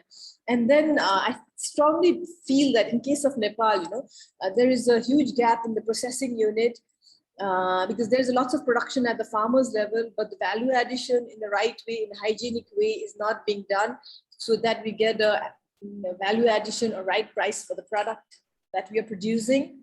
So there's a huge need for investments and innovations in this sector. And then the technology transfer, infrastructure development of processing units, slaughterhouses, warehouse, cold room is a great need, especially in the remote areas. It might have been well developed in Kathmandu and few metro cities, but it should not be only metro cities focused. When we're talking about rural development, it has to be streamlined even in the remote areas. And there is a huge need of skill development and strengthened support system like electricity, transport, and water supply, and then quality control, which we really lack. And then when it comes to the output, you know, that there's a huge need of awareness, especially when we're talking about protein diet. In case of Nepal, it's still a carbohydrate, like people are still dal bhat eater, that's just rice and dal. So we really need to promote and create awareness about the need of protein, why we need to have a balanced nutrition, the market linkages, and we need to streamline the distribution channels and marketplace, storage and packaging, branding and promotion, waste management, and trademarks and certification, especially if we are going to be export oriented. And along with that, we really think that there need to be a good embedded services to be integrated when we're delivering our products with the best services. So among that, I think the most important thing that we really need is access to finance. At present, we are really going through a liquidity crisis in the country. So we as a private sector are really suffering. We have our LC approved, we have our bank loan approved, but still we are not being able to have access to that money to continue our business. There has been a big shortage of working capital to continue our business. So it's like this for an entrepreneurs like us. So you can imagine how difficult the farmers are facing, you know, to get their loan approved. So we really need to see how we can streamline this access to finance. Just today morning, I had a meeting with Sana Kisan Bank because they have a good network of farmers along with their cooperatives, and how we, Sana Kisan Bank, and we as a company can tie up so that we can provide input and they can provide access to finance to the farmers, so that we can work together in a contract farming model with a buyback guarantee. So these are the few brainstorming sessions we are having with the banks. And trying to introduce the invoice financing mechanism, which is an easy working capital loan against the inventory for them. So these are the few innovative models we are trying to work in case of access to finance. And then comes the logistic and storage and distribution. It's a big learning that we have got from the COVID time. There was a huge food waste from the farmers because there was no proper storage, distribution channel, logistic supply. So we really need to work on this and introduce the eco-friendly infrastructure using solar power and and minimize the food waste, introducing the good cool storage, and then access to technology and technical services and knowledge. We must introduce. We really need to see how we can really help the startups and incubate them to be a really good agri entrepreneurs. And we should create a knowledge bank so that all the knowledges that has been created by the research centers are not stored in their library, but disseminated at the farmers level through innovations and digitizations and social medias.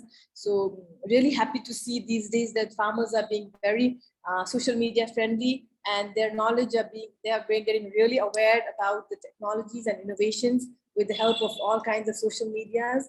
And there's a few recommendations that I would like to give to the policymakers, to the researchers, for the action and commitment from their side, so that private sector like us can really work in a friendly environment, especially by streamlining farm to fork and holistic approach, looking into sustainable development, conservation of the environment, human life, economic justice, and sustainable society, and prepare value chain approach from input to output for each agri commodity in an integrated approach, doing proper planning, pipeline design, process-oriented, creating platform, involving people and doing performance evaluations, and then plan to deliver embedded services with a goal for continuous improvement with proper collaboration and linkages, transparency and accountability. So these are the few advices and recommendations that I have for the policymakers, researchers. And now as a company, what we are trying to do within ourselves, is that we are very much dedicated to the well-being, prosperity and happiness of the farmers. We aspire to be the most practical, knowledge-driven, efficient and innovative agribusiness enterprise in Nepal.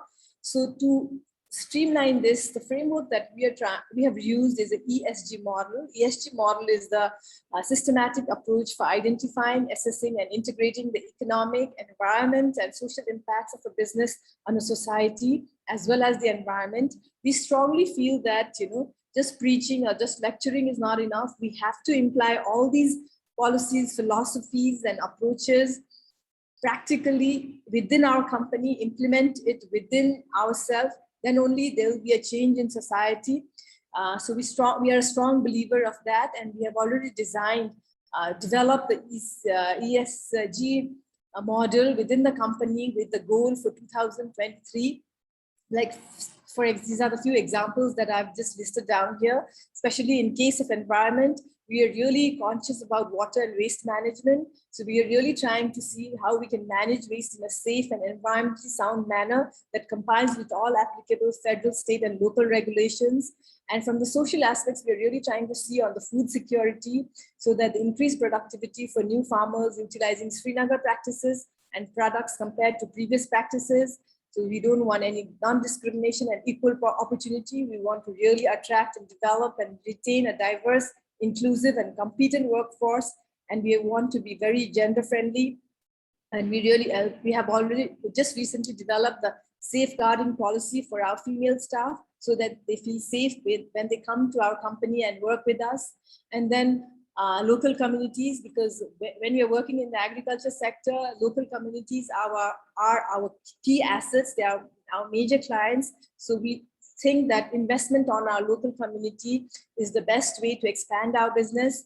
and we are really very conscious on the product and product quality and safety and selling, and we're trying to sell our products. That's our brand called Golden, selling the practices with product labeling, with expiry date, so that we make our consumers conscious. Like especially we are the first company to have an expiry date in a product like egg, because egg is a very generic product and customers don't know its expiry date. So we are the first company in Nepal to have the egg with the expiry date. And data security, because tomorrow, this is the age of data. So whoever is strong and have a good data, I think they're going to lead in this business. So we are really trying to see how we can be really secure data. And then in the governance side, we are really trying to see the economic impact. We are not only trying to see how our company is growing, but even how the farmers are increasing their income and contributing to the community. And we're trying to use all the innovative technologies. We're doing regular research, development, product innovation together with the companies like CIMID, NARC, and the international companies like COB, Loman, to really come up with the innovative technologies. Yeah, so these are the few things that as we are a company doing. So I would like to thank you for listening to my short presentation as a social entrepreneur that I'm trying to bring change in the livestock sector of Nepal. Thank you. Thank you very much, Moshumi, for this excellent presentation. And I wish you all the best for your Srinagar Agro Group to carry on all your innovative and excellent work. Now, I believe the next presentation is going to be made by Dr. Salma Sultan from Dhaka, Bangladesh. And I'm going to have to request Nitya to introduce her. I thought I sent it to you, but anyway, I can do it. Dr. Salma Sultan was with us yesterday as well, and she is veterinarian, an entrepreneur, and a development worker. So many women entrepreneurs in our session today. She's the chairman of the Model Livestock Advancement Foundation. She's the executive director of the Model Livestock Institute of Veterinary Hospital, and she's been listed in 21 for the Asian Scientist magazine. And in 2020, she got the Norman Borlaug Award for Field Research and Application, the World Food Prize Foundation, USA, for her innovative model of providing services, treatment, education to rural farmers in Bangladesh. Look forward to hearing you again, Salma. Thank you. Thank you, Nita, for your nice introduction. Good evening to everyone. We are running with the time, so I need to go just the gist point. Yesterday, I discussed about the challenges in the Bangladesh to livestock growth, and now I just today want to focus on the pathway to overcome these challenges. Actually, we are agriculture-based country. My screen is observable. Hello. Your slides are visible. Thank you. Yes.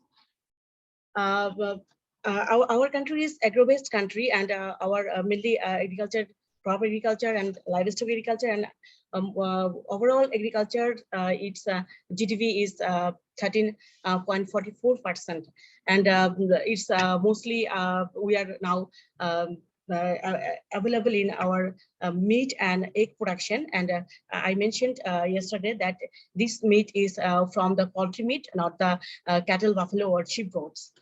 So our mainly problem was in feed management. Oh, sorry. Okay. You perhaps need to go slideshow. Yes, that's right. Yes. Our livestock population is much more higher than the other country, our neighboring countries, but the production is rate is low because of our problem on food and nutrition, farm management, disease management, and we have lack of government and organization support. In our country, we are having some new problem, and that is climate change, and it leads the flood in different area of the country, southern part or northern part of the Bangladesh, and the cultivable land is under the water, and it's saline water, so we can't get the desirable amount of feed and fodder. So our high market cost of feed, farmers are unavailable. Farmers can't afford this kind of cost, so their production is very low. So we are very low in milk production in our country, and we always have random use of antibiotics in our country. So our farmers are almost, they are used to using this kind of antibiotics. They go to the shops, local shops, and they get some antibiotics, and without consulting any veterinary professionals, they use this kind of drugs to their animals. So it's leading the antimicrobial resistance, and our environment is polluted with these superbugs, and it also causing the drought and lowering the fertility of the land. And so we also have this kind of problem to feed and fodder shortage. And in our farm management system, we have huge gap between the traditional and scientific farming. We don't have the hybrid animals, and we don't farmers don't have the knowledge on maintaining those kind of animals, and our farmers have the physical security of the animals resources, inadequate credit support, because farmers don't get the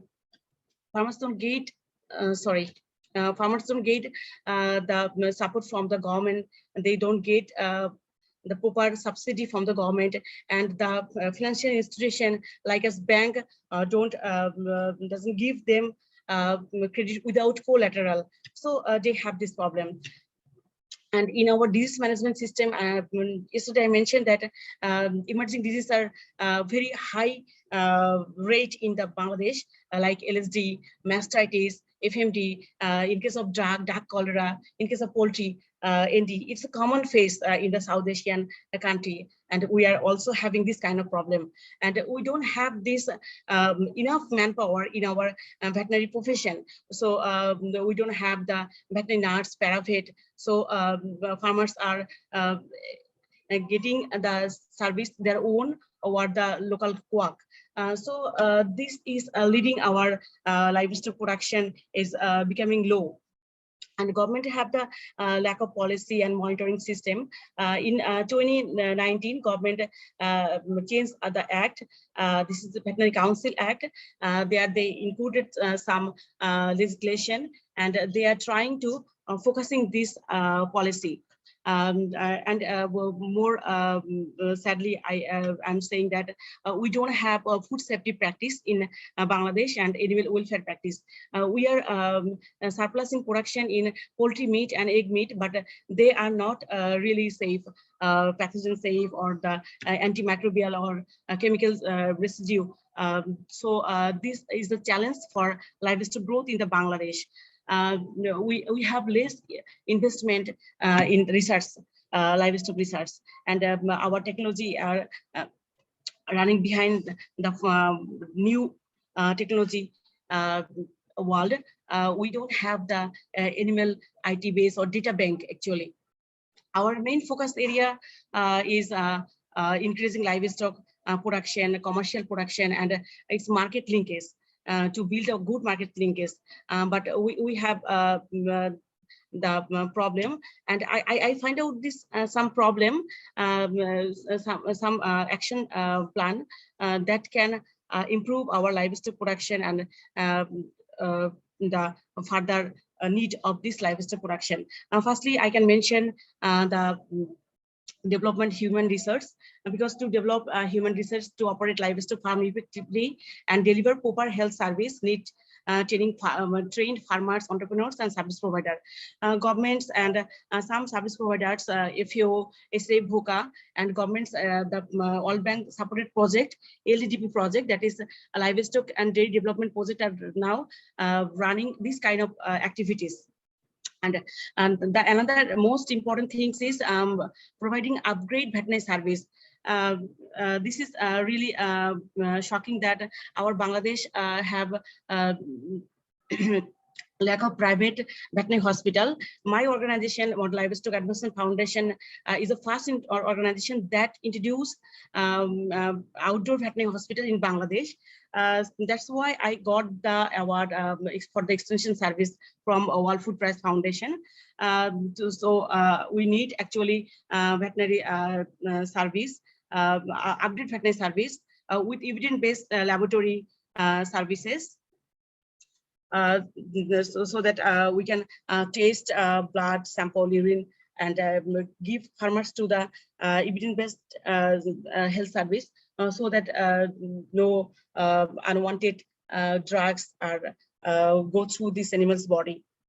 And I think we have another opportunity to overcome this problems, to establish traceability system and data center. Technology advancement on livestock management are now possible and relatively accessible in the world, but sadly it is absent in Bangladesh. Here farmers run their farms in the traditional way, face economical losses, and do not register any accurate information. Therefore, we need a data bank. A government or service provider organization should have an avoidable registration system that will record our farm's wall information. It will include information to livestock professionals, farmers, animals record from birth to death, actually. Now I like to mention provide adequate credit support to farmers. It also they need extension service and vaccine, medicines, artificial insemination, transport service, and their liquid fund for start the entrepreneurship or start the farm to commercial way. And we have another strong mentioning things that we need a strong market linkage. Exploring a strong market livestock marketing channel is very important, because most of the time livestock product are marketed by farmers directly to the local traders. So product travel through the series of middlemen. It's not beneficial for the farmers. They need a market linkage by which they can directly sell their product to consumer or the processing plants. And lastly, I can mention we need a proper government monitoring system and policy implementation, so that there are lots of anomalies present in the country, and we need to decline this kind of things, actually. And what we are doing, our organization Model Livestock Advancement Foundation's activities are we are providing training and capacity building program to the farmers, entrepreneurs, and the local service provider. We are the first organization that providing technical education to the community people, so that they can be able to give the primary healthcare treatment to their own animals or the neighboring animals. And we are also establish a hospital service, and that is the first outdoor veterinary hospital service in Bangladesh. We are providing domestic animals, cat and pet animals service, surgeries, and postmortem laboratory service. We are providing feces test, laboratory feces, urine, blood test, pregnancy test. This kind of general laboratory services we are providing, because we can't afford mass, because we have a limitation on fund. And we also providing community development and social service for the community people. This is our training organization training part. Some picture there. We also providing hospital and consultancy service. This is community service. We also working on health issues. We are creating our youth or school-going student so that they fight against these One Health issues, environmental changes, and they are doing well in our communities. We also have a project that is a 7 Green Budget project. We collect farm products from the farmers, we clean and process, and we this product to the consumer doorstep, and no middleman is there. Just farmer.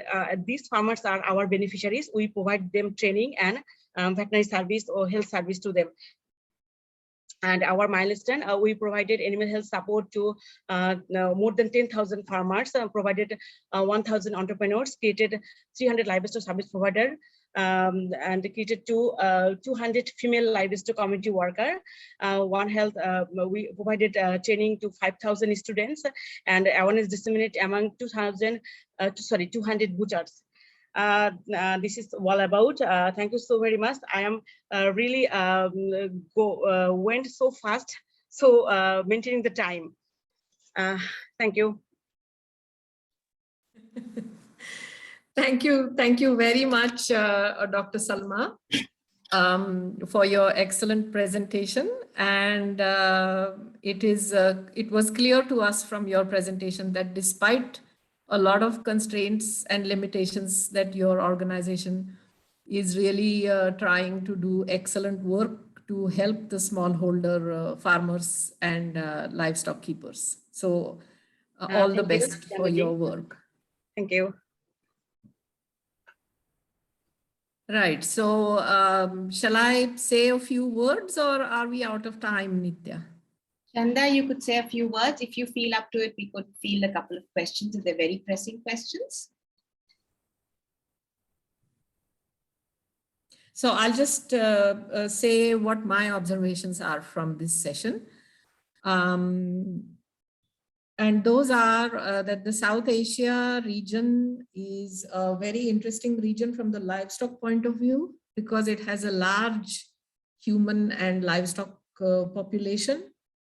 And it has a rich diversity of traditional livestock systems. So there is a lot that it can contribute to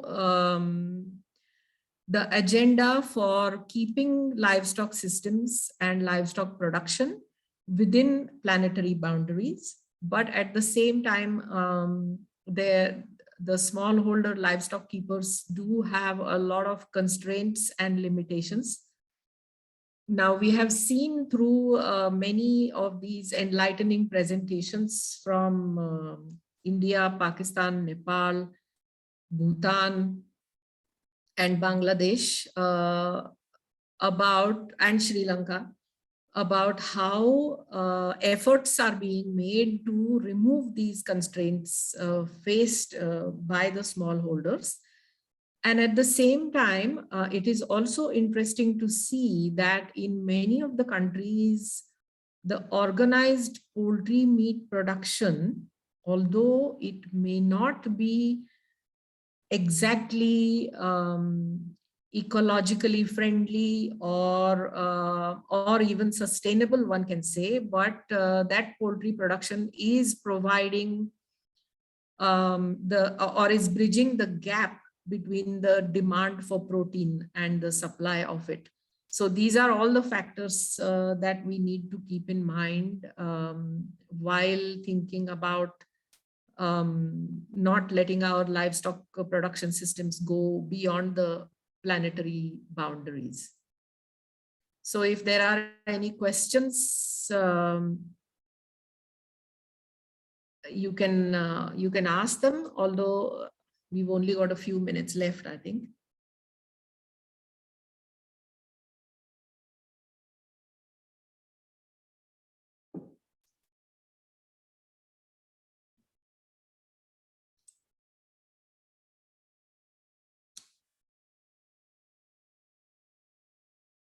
I don't see any hands raised or any questions in the chat box. So maybe we can wrap up this session, Chanda. Yes, yeah. So thank you very much for being an excellent moderator. I think you also wrapped up the session very nicely by pointing out the specificities of this region. I would like to thank every one of the speakers for having made your contributions. I know we rushed through time and maybe we didn't give you enough opportunity, but I think it was wonderful. As I see, you know, this has been a very interesting session because we went up to 33 participants, and at the end of the session, we're still 28 people. And I think that's really nice that people have stayed on and are listening, and there's a lot of interest and excitement about what's happening in this sector, in this region. I look at that as a very good sign and positive energy coming in for the session. I'd personally like to thank GASL, especially Eduardo and Lavinia here, who provided the support for us for hosting this dialogue and exchange. I look forward to be able to bring out, Ovi, Chanda, Ilza, and me will probably work together to bring out the recommendations which we'd like to take over to the conference that's going to happen in Dublin. And we'd also like to, if you have any thoughts and more ideas, please share them with me by email. We'll see how we can include these suggestions and take them forward. I also believe there is a lot of scope for exchange. I really like the presentation of Dr. Tashi Dorji, which spoke about inter-country exchange and certain species of things going together. I think there were examples of goats from Bangladesh, definitely from Bangladesh, Nepal, and India. Probably a lot of scope for cross-country learning on ideas of methods of actions, positive actions. And I think that's the way we go forward. I know there are challenges in this region, but there are also excellent initiatives happening here, which makes it ensure that the sector and the region is well represented and is showing the way for leading the way forward. Thank you once again. Have a very nice evening. And I look forward to meeting you all again somewhere sometime. Thanks a lot.